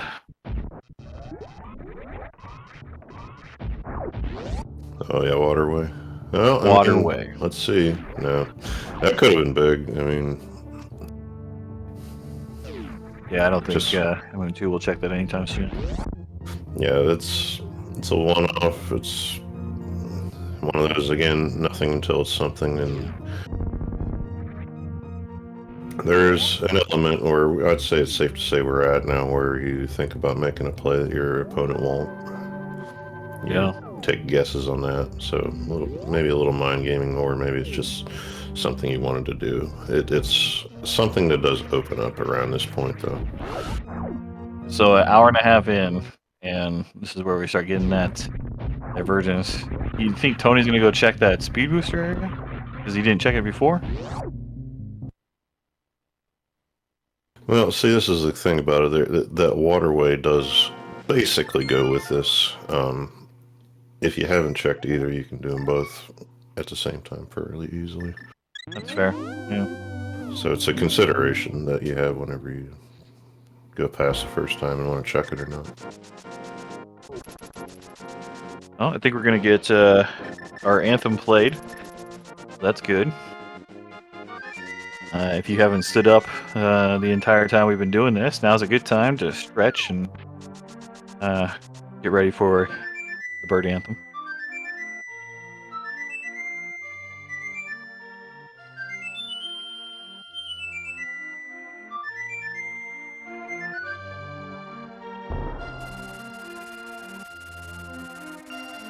Alright. And now we have the ability to fly. So starting items, a question in chat I want to say is, I thought it was either or, replaced by a green arrow or single, or your green arrow. Yeah, that. Arrow rupee, but somebody told me a little bit ago it was always a green. Or, is that what they said? I don't know. I personally have seen both because I started seed with as much stuff as they'd give me, and I'd see tons of everything, but somebody said there's a rule for it. I'm not actually sure. Yeah, we've seen both in this, so... Yeah, the game's pool originally will have 2 greens and an arrow, so 2 and 1. But yeah, whatever gets added to that is what I'm not 100% on.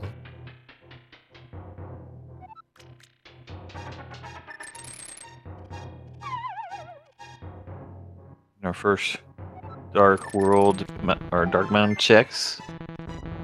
Is anything good?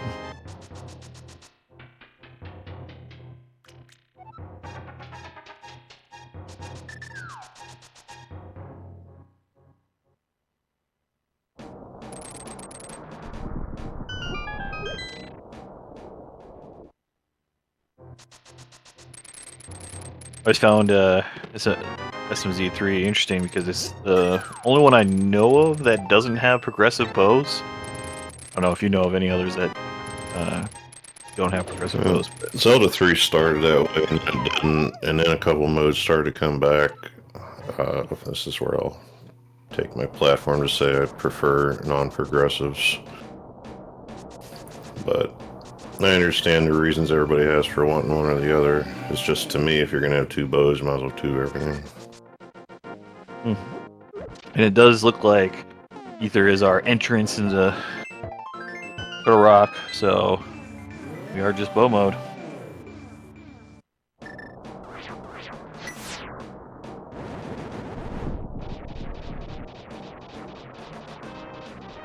Wait. I mean, Low mode and Master Sword? Right? We need Master Sword, right, to finish? Or no? we do, but we also haven't seen Meyer. Fair.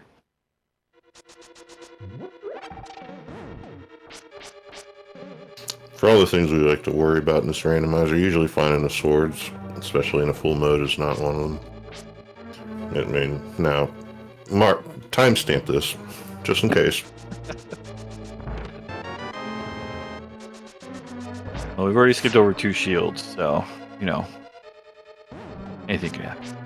That's what I want to see. Make a mode where Ganon's like, "No, you need all the shields before you can fight me," and that's it. That would definitely make people happy. Yeah, I'm sure. that would be one of the most requested ones in all the tournaments. Do it as a mystery setting so you don't know until you get to Ganon. Ooh, that's... I'm not gonna say that's evil, but it's borderline cruel. But I can guarantee you, chat would just love to see the reactions on people's faces on that.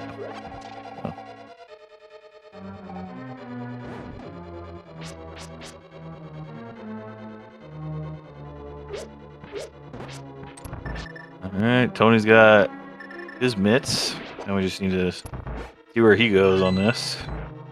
While mm2 gets deeper into Turtle Rock.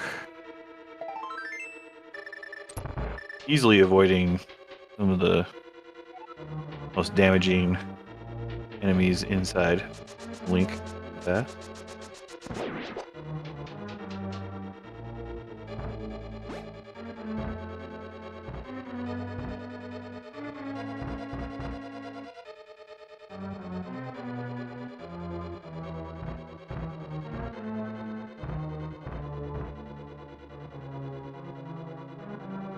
Tony's going to check under the bridge. Oh man, glad he remembered. I definitely forgot that he didn't do that. I don't think it was anything. Yeah, this kind of died in there along with the instance with the crab. So it does, yeah, result in a little bit of time lost to the trip back. Kind of just a little bit of balance to that pointer toward Zora's lamp there that he had, but not too bad.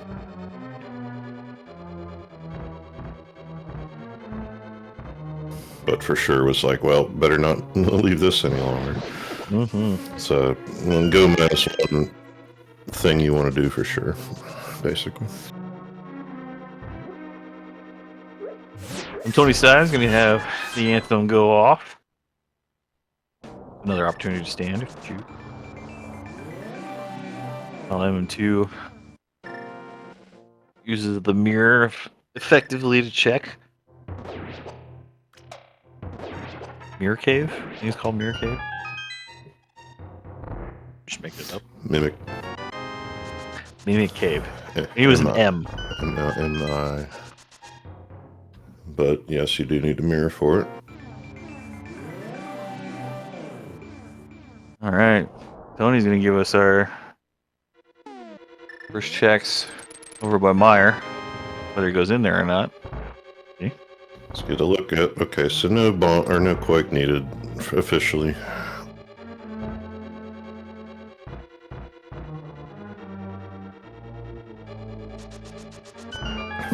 Played this Zelda 3 earlier and was entry to both dungeons ether there too, so I guess that means I haven't seen another entry into dungeon in a week because I haven't been playing.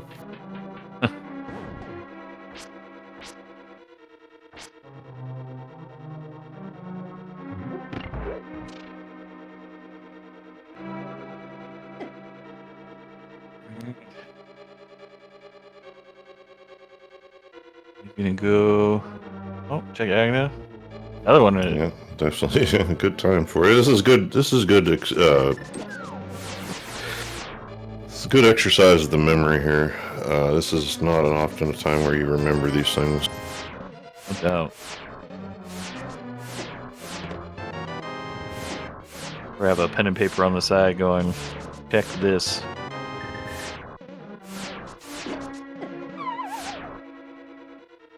MM2 getting bullied. Unfortunate. Of course, the worst part of that is that slow scroll up to the top. And we've all been there because that beetle just hangs out down there.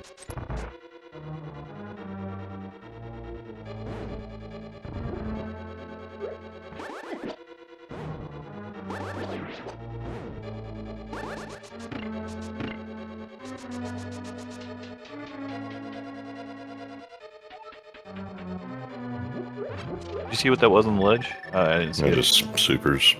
Oh, okay. So I guess Tony had an eyeball data ahead of time. But gonna do desert here. The part that M2 is already done. The front will be done from here, and I'm sure we'll just continue on to the boss after the. I don't remember how many items were here, but we'll be full clearing the front of this.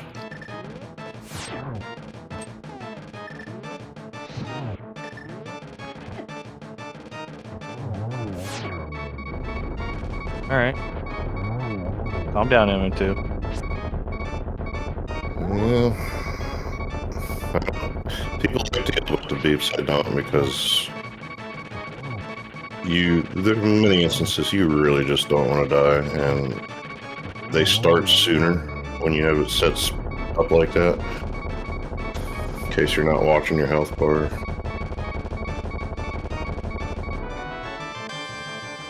I did not know that. Good to know.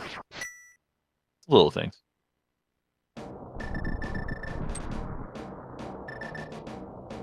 Yeah, I used to put it on quarter, but then I realized the silence is what starts it, and there's been times where I've been dead before the beep ever went off because I took another hit.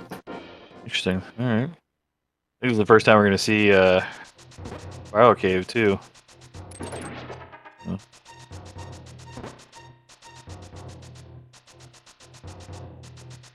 We might have got in here before, because I know Tony checked the island around this point.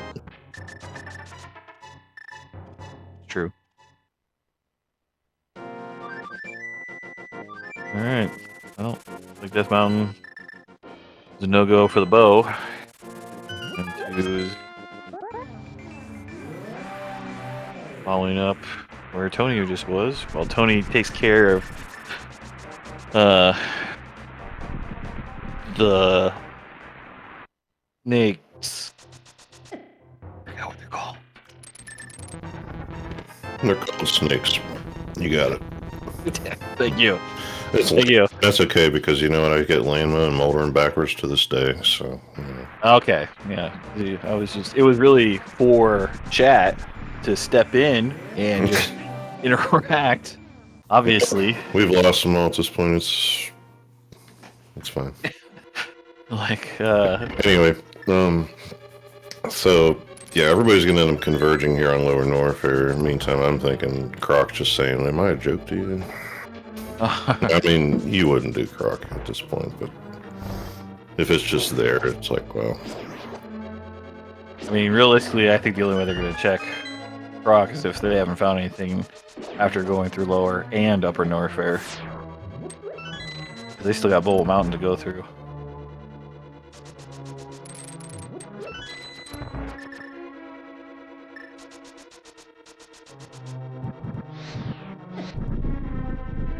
We'll see if they get silvers first before they get the bow, just to tease them a little bit. Not that we want them to be teased. Saying it would be hilarious.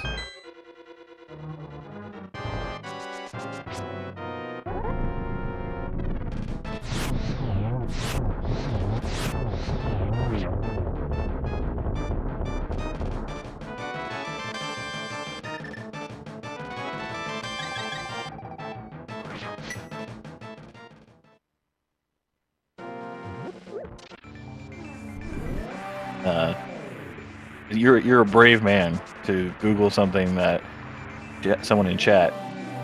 We're talking about worms. I figured it was worm related, but I'm like, there's a band. We're talking about a band. And really, it's probably something I should have known.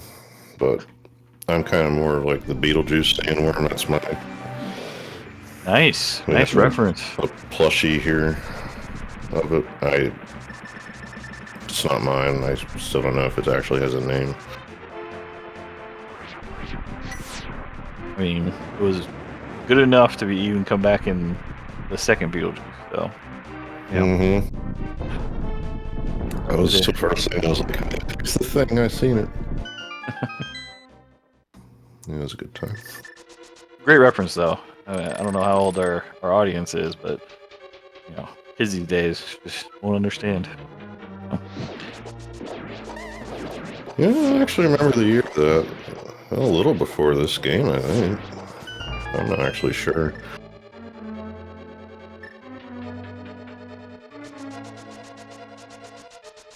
You know what I just realized? Tony decided not to go into Misery Mire, which I'm a little surprised at. Yeah, good call. Now, I'm reading the crystal layout here, and maybe there's a reason for that.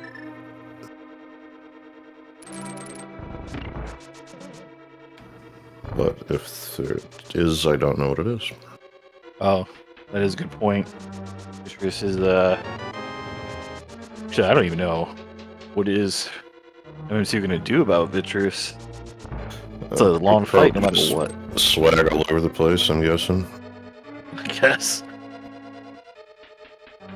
Yeah, it is a good point, because if I'm playing, I'm definitely considering that fact. No bow, the blue cane cape aren't really super helpful on fighters, so.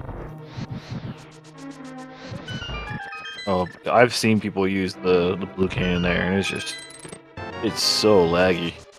Ridiculous. Yeah.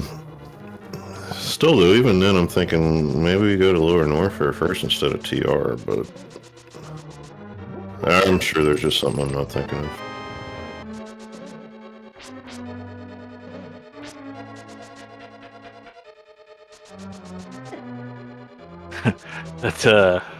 It's simple, just dash over that block.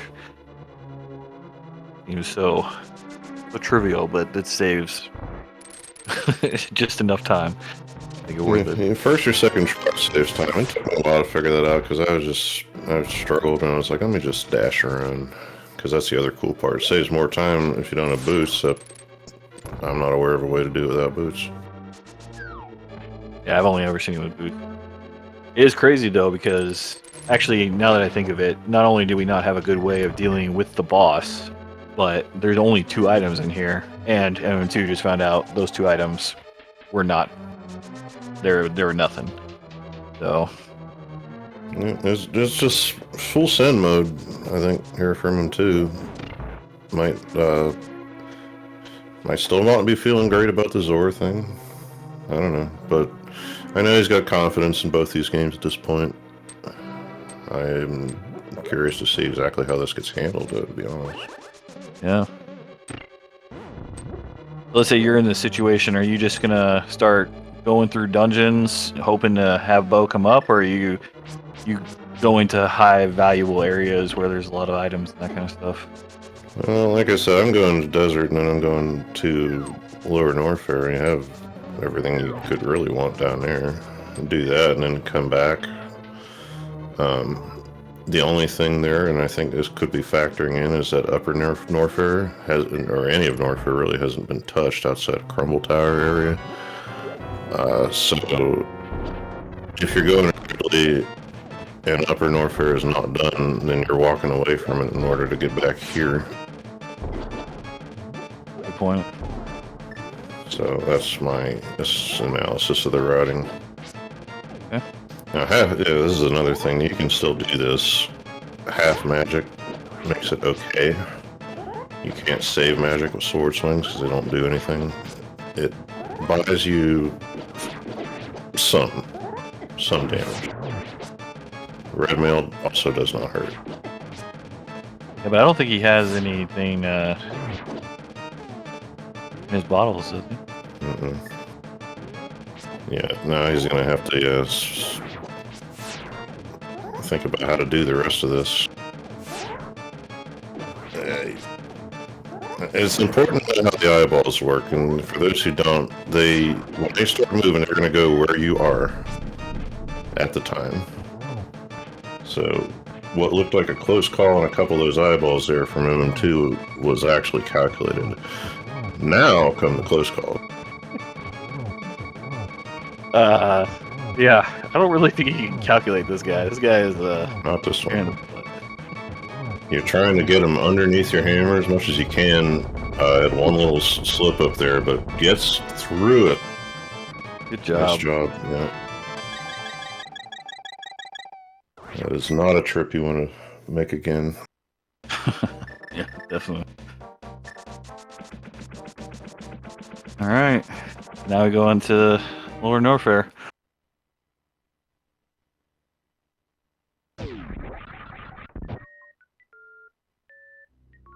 Yeah, super.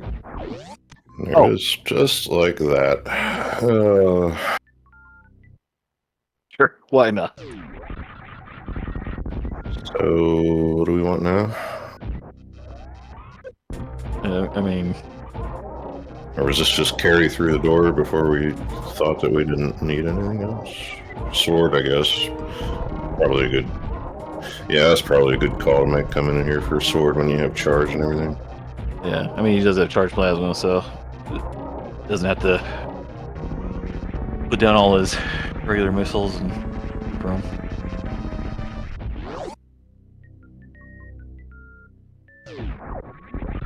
And he has screw, so he should be able to fly through all of these rooms. Yeah, this will be trivial. That's why I'm thinking, you come do this first, but like I said, it's probably about the routing because you have the rest of Norfair available, and naturally, it's just the very first check you run into. Yeah, and now, how long is it going to take for Tony to make this check? Tony did finish off Turtle Rock while we were discovering the bow, so yeah, I was keeping an eye on it just for swords, knowing what MM2 is basically running into here. But as we see, nothing there just yet.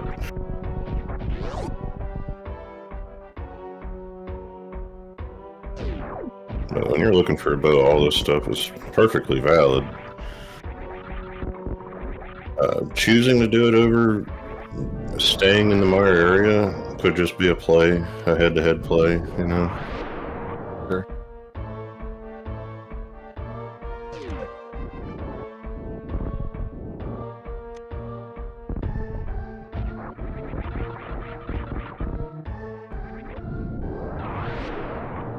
Well, he does get to do go mode pod. Okay, well, so Tony's heading in the right direction, so that's good. M2 finishes off this. The go mode pod and Eastern, so that's good. Quick. Let's see where he goes after that.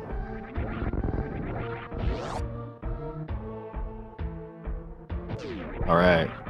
Thought real quick. And now I guess wonder if he'll go mode Meyer. I don't actually remember where the big key was, but it will simplify things for sure. Just having the bow will make the fight easier than it was. Not great, but a lot better. Yeah, definitely. So this is a really close race. Yeah.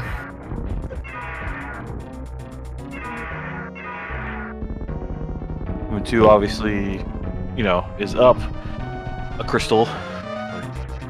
Yeah, a crystal, now a token. But now it's pretty much just execution until we get towards the end game. Although for different reason, I'm wondering, we get the bow, we don't just do Ridley then. Maybe we find something to make Meyer even more palatable, for Tony's sake at least, but instead chooses to come back and do this dungeon. Like I said, it's better with a bow, but again, unless there's something I'm missing, then you're talking about an extra transition. 2, actually. Or maybe just doesn't want to do the reverse lava dive, I guess. I mean, they do add up, so.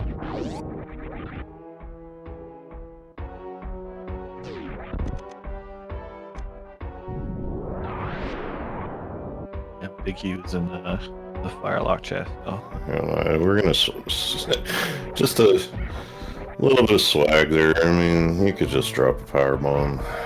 Or even a regular bomb, I guess. Yeah, it's really swag now that I realize I have the regular bomb, so just jump out. But making sure the X-ray still works, it does.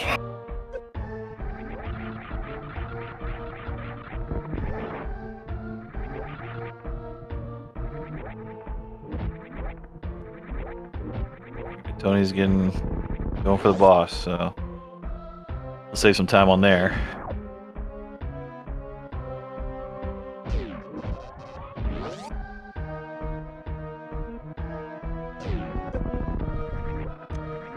While mm2 finishes out Lord Northfair. It's nice. That's nice to have, yeah. It will help for the brain. We always like the hello beam.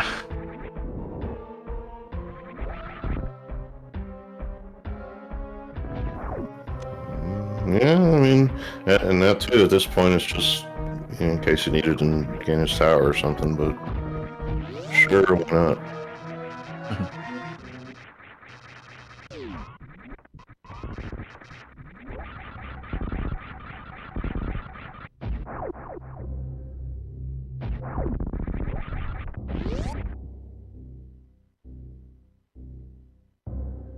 It's true. He hasn't checked Magic Bet.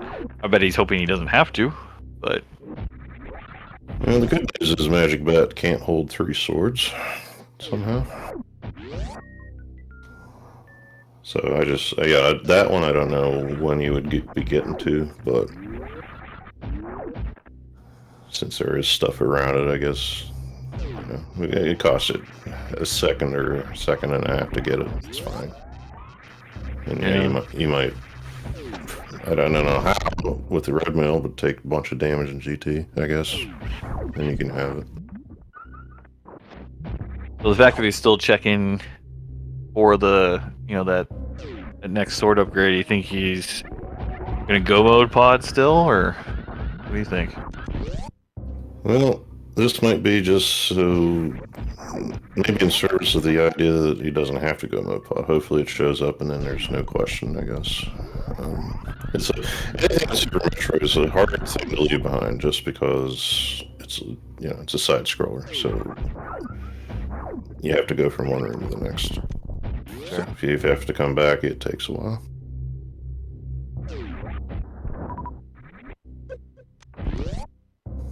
Another one not necessary, but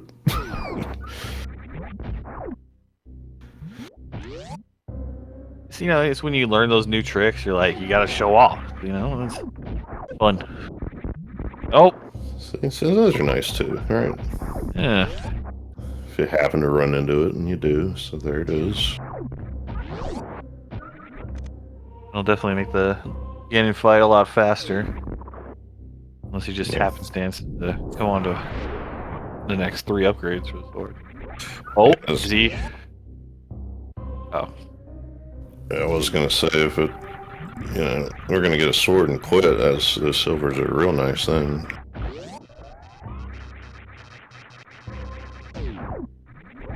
It looked like one.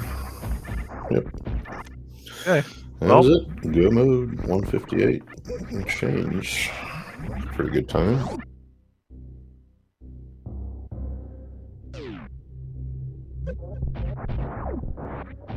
Although the fun of them doing certain checks looking for that one last item is fun sometimes, but it's also cool to see when they get into a go mode because they can just fly through these dungeons or fly through bosses and that kind of stuff. Just cool to see that tech.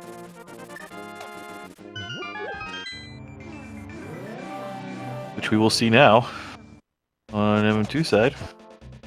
It is actually busy work mode now. I know what that was. We were talking about this just recently. Things that people come up with lately that are they're obvious, but nobody thinks to try them because they're just high risk. But there's a way you can just, if you don't stop or run into something, you can walk right in between all those little snapdragons. And I guess it saves, like, I think 7 frames over the next optimized strat in the room. I'm just quoting what I read. I'm not a speedrunner, but it just came up, and I'm guessing MM2 is part of that conversation. I just saw it. I forget where, but that's why he was getting eaten on there, because he got stopped.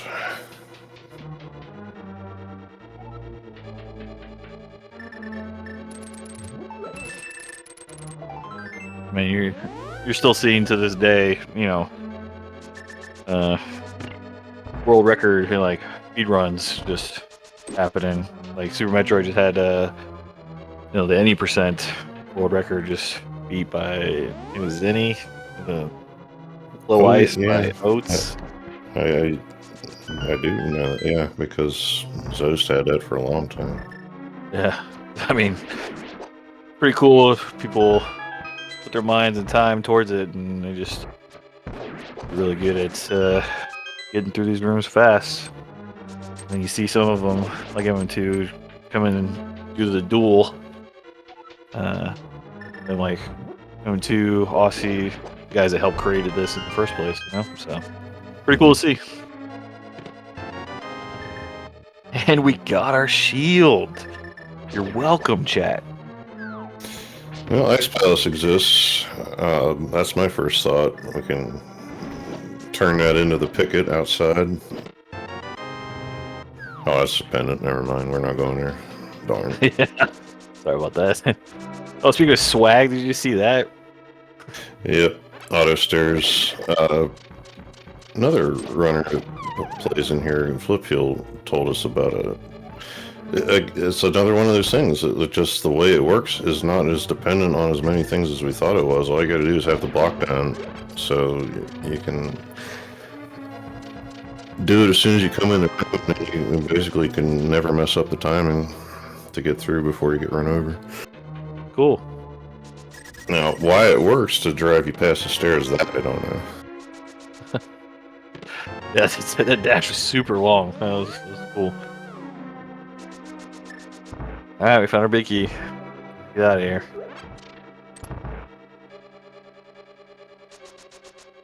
When he's clearing out Lower Norfair, hopefully he takes the same route as M2. Which I realize is not ideal for him getting ahead of M2, but you know, movement matters. Help him catch up. And who knows what happens with looking for GT the key. Yeah, that's why we still do that, because that gives one more piece of variance to a race. But I think the story for most of this, because Tony had a bit of fortuitous occurrence with that lamp, but yeah, I think MM2 just is flying through everything, and it's hard to beat movement. Much as those of us who only play Rando wish it was. I mean, this seed wasn't too complicated, honestly. Like, No. pretty linear.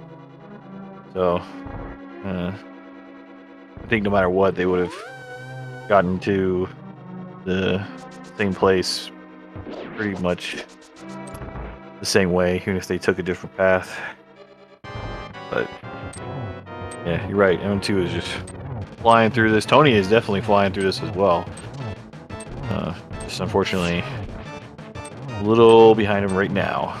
Yeah, that's the thought I had. And like, I've been watching Tony, especially in Super Metroid. Just, I am not beating that, right? But against MM2,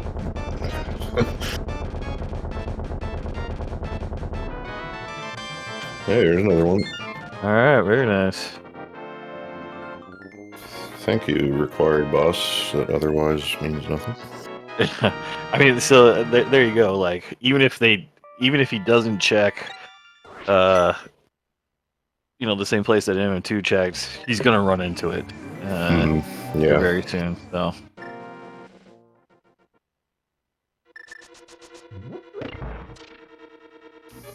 that is a good thing about it. Like, it's a tempered ferment too, but if that's the first one you come up with because you're doing your dungeons, okay, cool.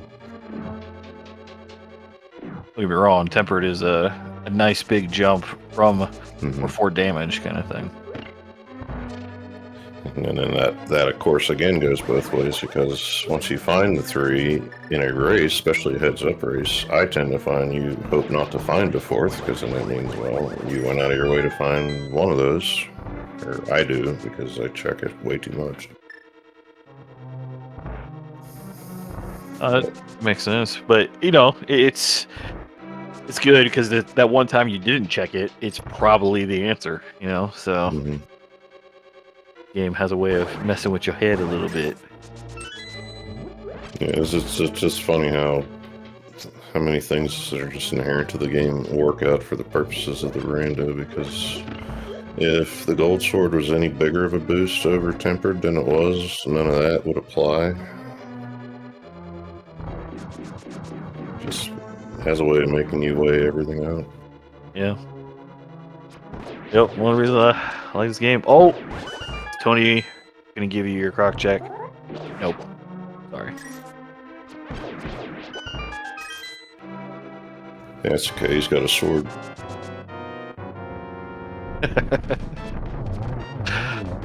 I hope so. However, if he doesn't have that, he's got Quake.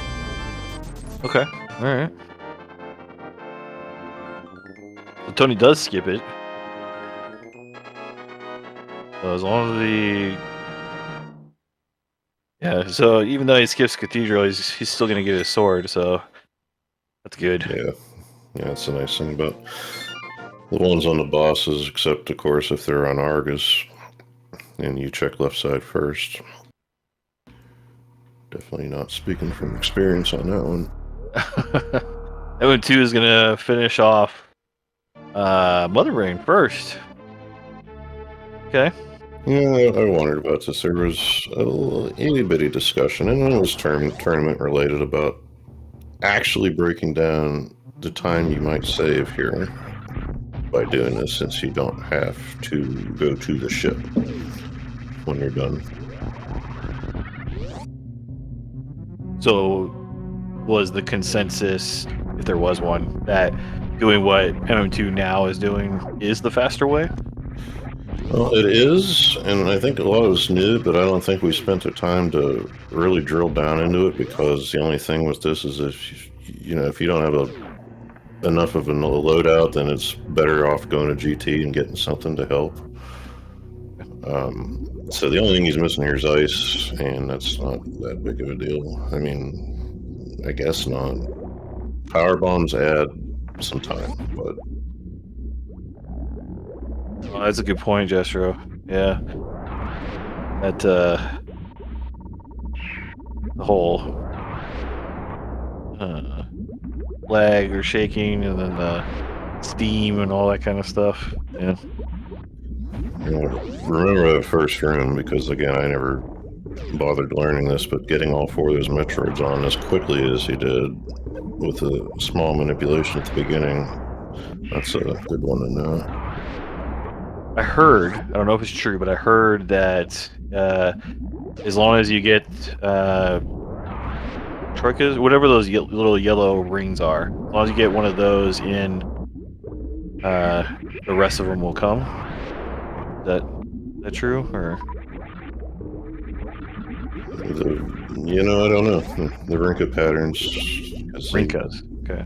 Well, because I remember, I forget who it was, but it was one of the map randos ones, and the objectives was to kill the Metroids, and it mentioned something about, like, as long as you powerbomb one of the Rinkas anywhere in the room, then the rest of them will come over there. But if you don't get the Rinka in that powerbomb, then it won't work. I don't remember if that's 100% accurate, but it sounded legit at the time. So, it stuck in my head. I'm sure there's some relation, and that's kind of the thing about, and these things aren't apparent on their surface, but the thing about all these older games, just because it was a time where games or any software really had to be programmed in a way, and a nice baby skip there. It looks pretty good to me from MM2. Yeah. We're regular speed, so that's good. But to get those games to work at all required trickery on software developers' parts, and due to that, we can analyze these things and find a lot of patterns that you wouldn't see in today's games. Today's games, they just kind of let the hardware make up for everything. Good point. So that's a necessity that turned into kind of, I guess, the fun part about learning how to play these games.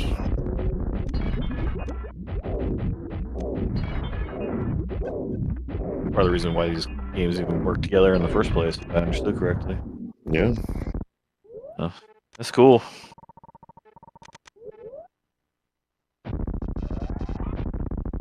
Looks like he's gonna go for stand up. Well, I still don't understand all the ways of doing stand up, but shutting Varia off there, that one apparently I haven't paid that much attention to. Yeah, right. Like if you got the 6 tanks, 7 tanks, 6 tanks, one of the two. Yeah, it's 7. I just apparently guess I thought you could do it with full suits too. Maybe you can. I'm lost on all this stuff. I think he's doing it because he didn't want to damage down. I'm not 100% sure. That and confidence not to take damage during this fight also. Yeah, that's a good point. But as long as you're not on the ground, right, when he rainbow beams you. And then you just gotta take one hit to get under 100. The routine to continue zapping you starts, I guess, is that part I understand. Okay.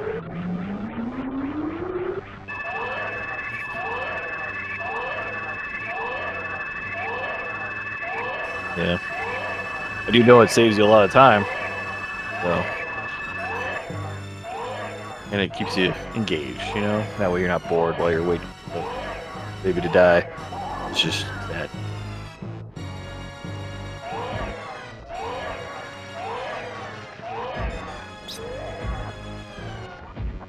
Yeah, there's a bunch of damage that Hyper Beam usually takes care of you, so this is relatively small dense, but like you said, you have a bunch of time to deal with it. So this will cut off phase 3 by however much you can do. There's only one little bugaboo you gotta watch for, and there's a lock point where I guess you don't want to be charged for at the time that happens. Yes, I've seen that. It's like when it's transitioning from the beam to give you to the hyper beam kind of thing.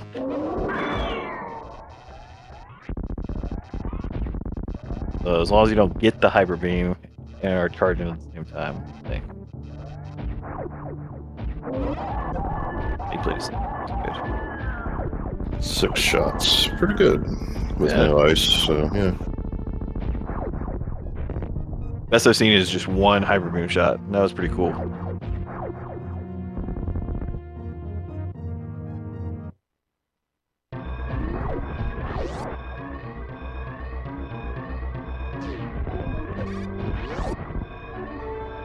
No timer. Unfortunate. No animals either, so those who ask whether to save the animals or not, well, we don't have a choice. But Tony, as MM2's getting out touring here, Tony's about to be done with his final boss, and again, like I said, it used to be just a thing where you just understood that you did Ganon first. So I don't know what Tony will do here, but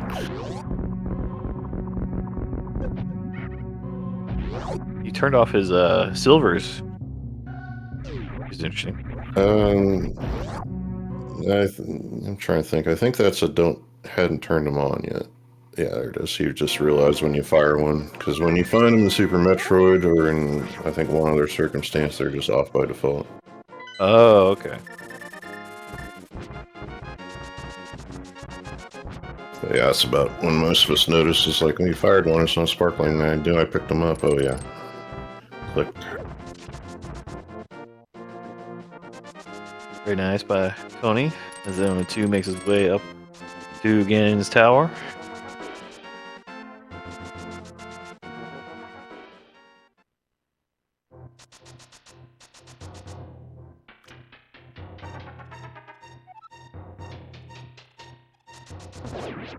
Alright. Tony's staying. Yep. So we're gonna meet in GT here. If anybody wants to play the whole "Where's the key at?" It's 1 to 22. We're gonna go off M2's screen for it. This would just be one of these funny entrances where even if Tony was ahead here, it would be M2's race to lose. I don't think the key position is going to affect anything at this point. Fortunately. But yeah, always a fun little game. How about you? What's your number? Yeah, I'll go 3. I think we're the only ones here. M2 started running away with this, and everybody's like, figured. All right.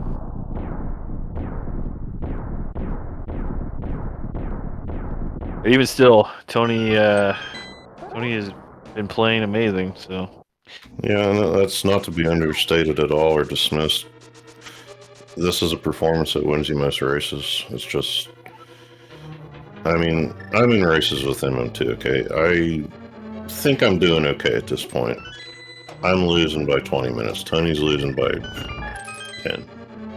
10 or less. So, I mean, and it's only game 1. yeah, yep, it is only game 1. Who knows what will happen next? We got some guesses in chat. Thanks, chat. Thanks for coming on in. I think that was 5. Yep, I'm out.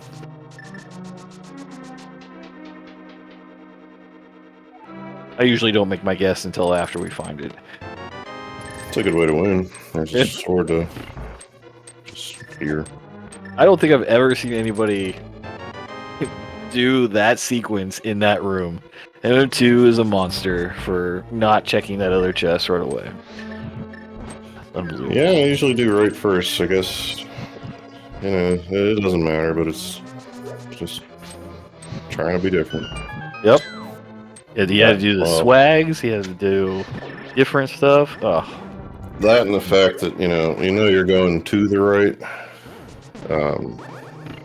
So you might as well do the chest on the right second. That's sensible. But yeah, I mean, you don't need to justify it. It's fine, you know. But I'll watch it back later and be like, there's actually a reason for this, and that would be it. But I mean, I don't know. I start over there and usually do right left, even though I plan to go to the right, and it's just because that's the thing I started to do first, and that's it. That's the only reason. I mean, you're pretty sure you got it down on lock, so it's just muscle memory by that time. So the hardest part about growth in this sort of business is unlearning some stuff. That is not one of my strong points. And that's another good strat I am too afraid to try. Saves time over waiting for the fire bars, but if I try it, I'm taking a hit.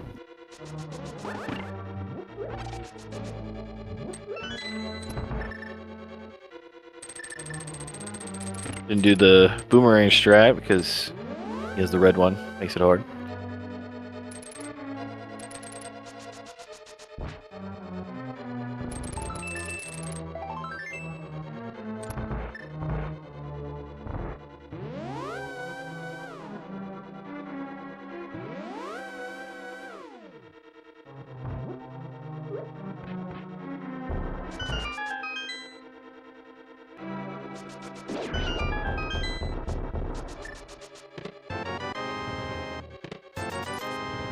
Come on.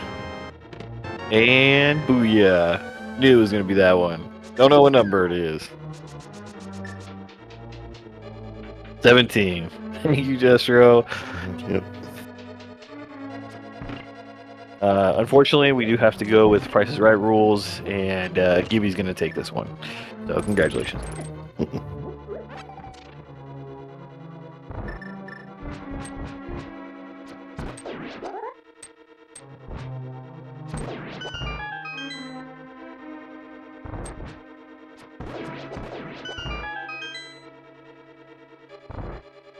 And if you're just joining us, this looks like a really close race. So, we're going to go with that. Do not pay attention to the tracker down below. Okay? Yeah, we have that little thing in the bottom right. It's actually not really obvious what that is it, whenever you're watching this. I wouldn't if I wasn't crewing this half the time, but you gotta beat two final bosses. And indeed, MM2 already has one done. He's running low on health, so who knows? That magic powder might actually come into play. Yeah, keeping the bow out wisely here. It's going to take a lot to kill him here now. The only thing is... yeah, it's things that ignore the armor, like the spikes, that you gotta watch out for, and the nerves are maybe having a little bit to do with this. My God, stop it! He's done this before. What are you doing? I think the problem is you look at the health bar once, and it's like things just kind of snowball. So we're gonna bust out the bag of tricks here so we can get to the anti-fairy. Come on, use the powder. Yes! I'm not saying anyone in particular said there was really no point to getting that, but, you know, kind of coming in clutch now. Had a problem that I would have had to have I said, I don't think he's dying with red mail, that's what I said, remember that? Yes.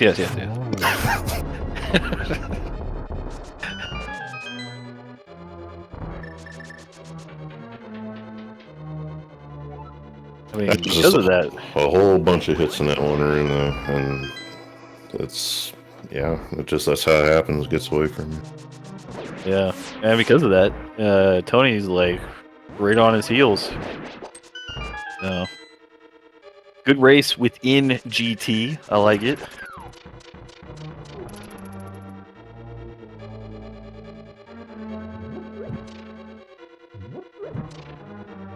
That's funny, even that little tech, like where, you know, they use the Samaria and just slash, they kill 4 of those at once.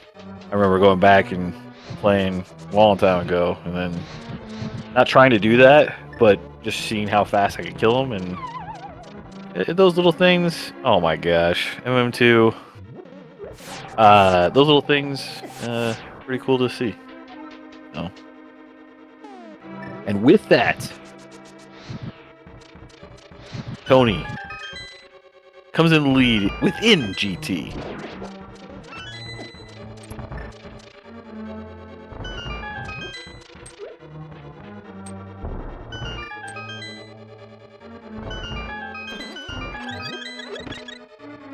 Nice refill room right here. And they're synced up at 2 hours and 23 minutes in. It was like 5 frames of difference on the jump down. That's fun. It's fun. Oh man, Tony. Okay. Oh well. Tony keeping it suspenseful. I like it. Probably did that on purpose. He's like, you know what? Feel too far ahead. I give the crowd what they want. So yeah, word sir, MM2 has in fact finished motherboarding, so it's like a 8.5, 9 minute difference right now. Okay. It just looks good. It's just being technical. I read the message before that about the brain being fried, and I'm like, yeah, after 2 hours the brain is always fried. Oh, wait, you mean, okay.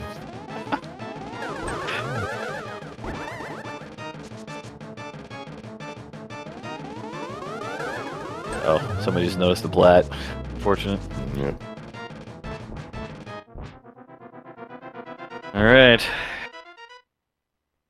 Nice pattern to finish there for Tony. Yeah. Still really close. Let's see who can kill Ganon first.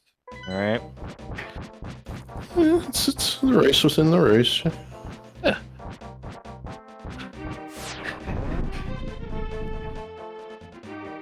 The restream thanks you.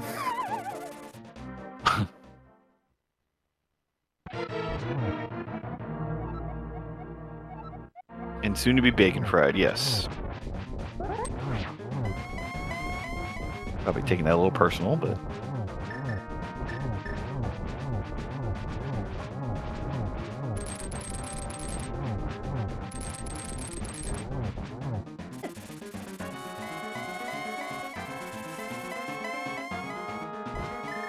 M2 just taking hits because it just doesn't matter.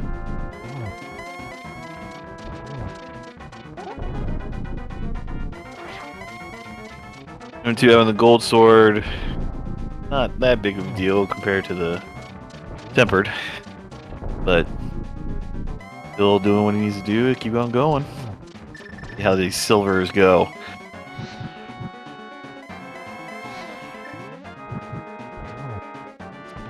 One, two, three. Oh, GG's MM2 across the bridge, but that's about gonna be about it. and we didn't do a G for the first defeat. That's our bad. We were busy talking about all the first stuff and yeah, a lot of stuff. Okay. All right, GG's. Get your GG's in chat for MM2, and then we can still put in a AG for Tony. Tony does get a G out of this. Yeah, a solid G in there. Well deserved, but yeah, plenty of time to check the race room out, and gonna go ahead and call it a night. See if they'll talk to us here. MM2, welcome in. Our winner tonight, GG's. Yo. GG's Tony. I'm sure he'll be here soon. Yeah, y'all figured out you were doing Ganon same time, basically. It was kind of fun. Yeah. Especially given my disasters on the climb. That was the worst thing I've ever done in my life. Well, You kept it interesting, which was always good, you know? We were talking about picking up powder. You both picked up powder, and I was like, we know what powder could be for, but you probably won't need it with red mail. Probably. So, oops. Sorry about that. Yeah. I was like, well, what if Magic Bat's my second sword, because there's no other swords ever and anywhere ever. But, yeah, we figured out was probably the real primary reason. And as well, Tony, welcome on in, GG's. GG's, Tony.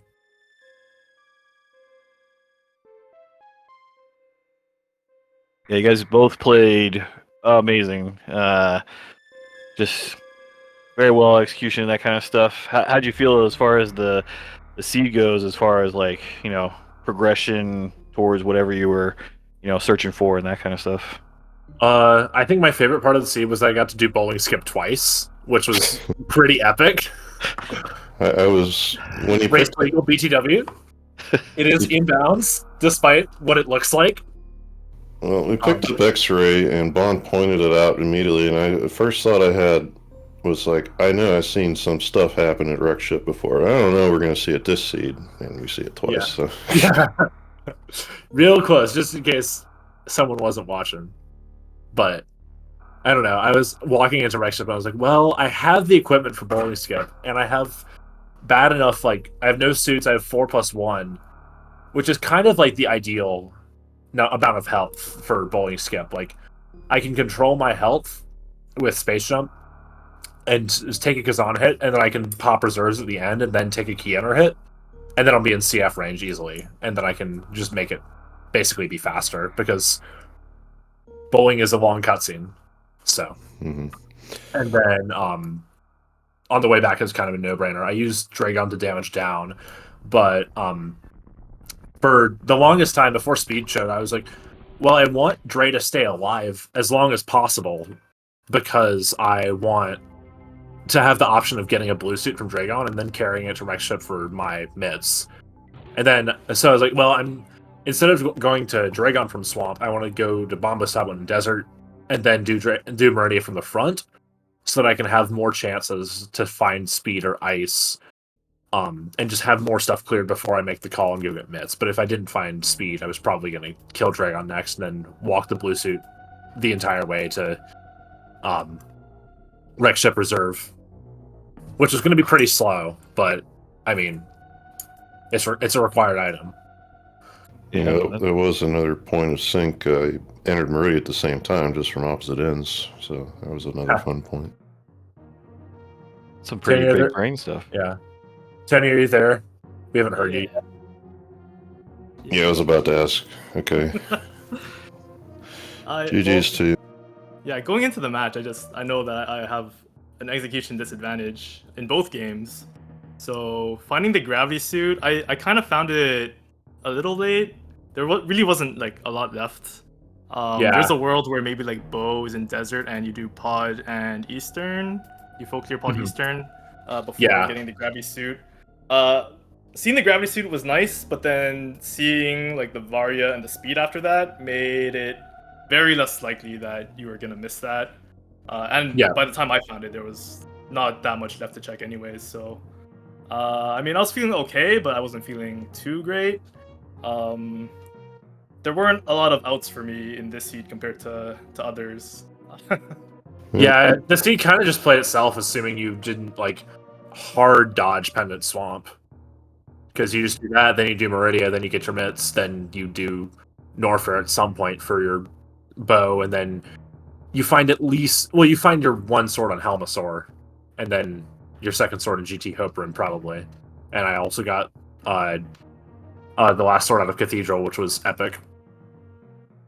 Because that was my master. Sword in Cathedral? Wow. Yeah. No, I checked. Well, to be completely honest, the reason I checked Cathedral was because I wanted to do the movement of Rising Tide to Cathedral to pre-Cathedral in those, because that movement is so sick. It's top tier movement, and also it's really not that slow. Like I would say, Cathedral is a faster check than Mickey Mouse, which I skipped. But that was that makes sense. only skipping all of Norfair aside Croc. I consider checking Cathedral, but yeah, I just Yeah. I have to skip something, and I didn't skip a lot in Norfair, so LN is just a lot of fast checks, and like from your point of view, execution disadvantage. You want to be able to play it more aggressive and try and just spike a sword on the way. Which I mean, you get two swords on the way basically, so it ends up working out. Yeah, I think there's like I got the silvers, and I thought, there's a world where you don't get these silvers. And when I saw the Master Sword, I was like, all right, this is cool. And then I saw the Tempered Sword, and I was like, no, this is not good. This is not cool. Yeah, yeah. But I did get those silvers, so it is what it is. I was also loving doing Fighter Sword Vitreous. That was I was very hard, like waffling on whether I'm going to do Maya or not, just because Fighter Sword Vitreous is so terrible. And it's only 2 checks, but I was like, well, if Bow's here and I full clear out all of Norfair, including Croc for my bow, and then I just get it in token Mire, I'm gonna feel horrendous. So I just did Mire and took the L, and then had the worst Vicious fight of all time, and then found Bow right after. It was epic. Well, I mean, it could be argued that losing that last half a heart that you ended with would have been worse, but it was a clincher. Oh yeah. To be fair, I think I was slated to end on 2.5 hearts, and then I took a hit for no reason off the big eyeball.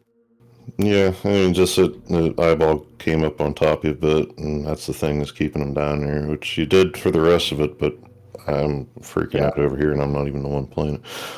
Oh, I was crapping my pants in Gauntlet. G3, G4, G5. Mostly G3 and G4. G5 was like fine.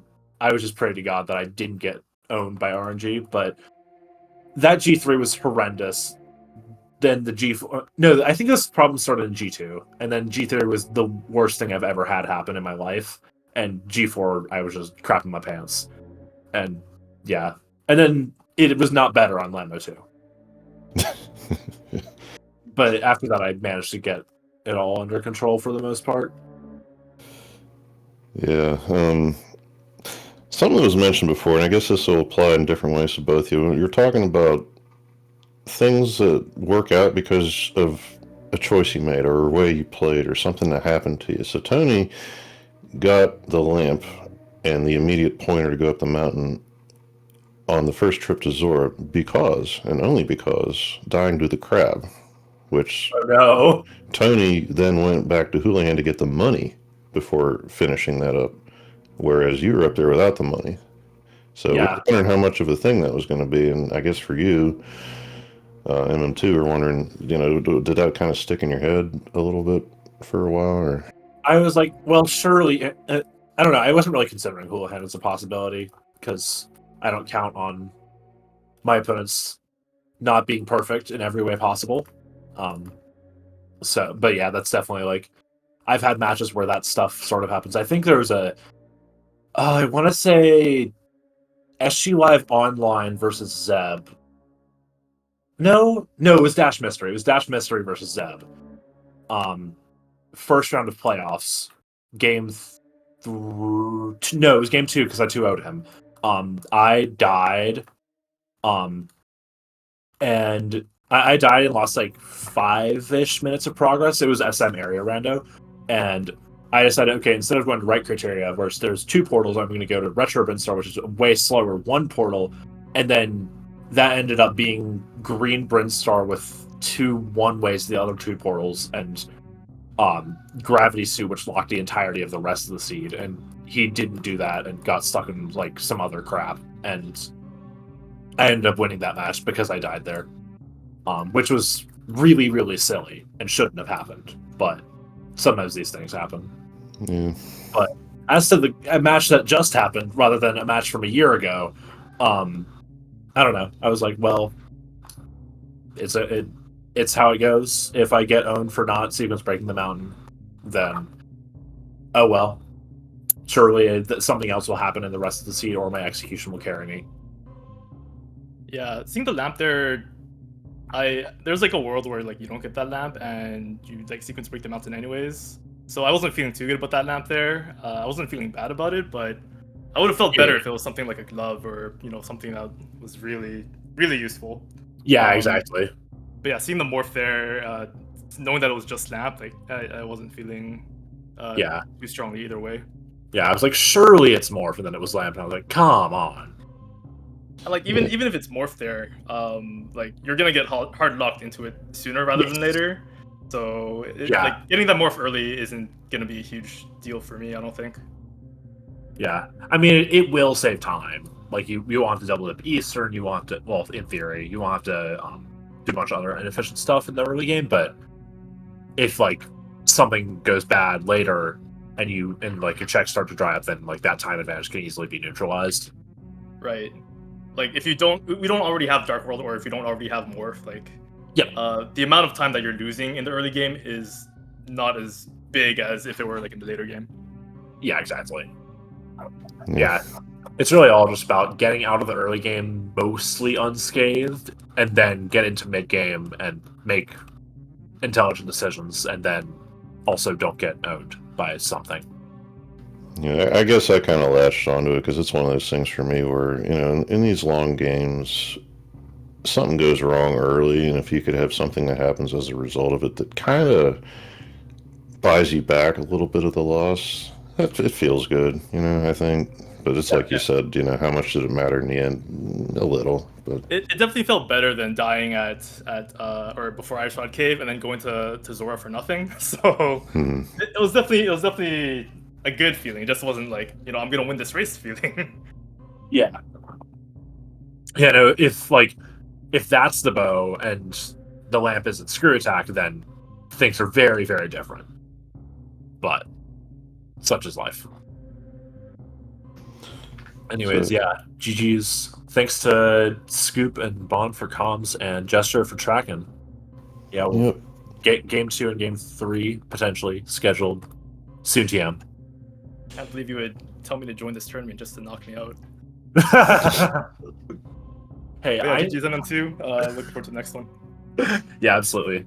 Fun to race you, and see you in game 2. GG's, guys. So currently all we have scheduled, and this is as most of these tournaments tend to go, things that are done at the whims of the runners, so they'll come. But right now, tomorrow 2:30 Eastern is Aussie and Renier might know him as Skipsy. Also, both very, very good at both of these games. So, I mean, if you have the time, it looks like it's slated for SpeedGaming 2. We'll see. I won't be there for that, but we might be able to pull something together. But that's all I have. Thank you, Bond, for joining me. Appreciate that. Yeah, thanks to everybody here. And one last comment from my boy Tony. You said you were at a disadvantage for execution and that kind of stuff. And don't get me wrong, MM2, you were definitely on point, minus Ganon Tower. But your execution has been pretty awesome to see. So both of you guys doing these tricks, hope you keep doing those tricks, because seeing Mega Man go up an invisible wall is always awesome, but also seeing all those other little tricks is just a lot of fun to see. So thanks again, guys, for putting on a good show. And thank you as well to Jestro for setting us up and tracking. And so tracking is a bigger deal. Definitely thank you for that. We're not here without it. So Yep, yeah. no doubt. All right, gentlemen, chat, everybody, have a good night. Yep. See you next mission.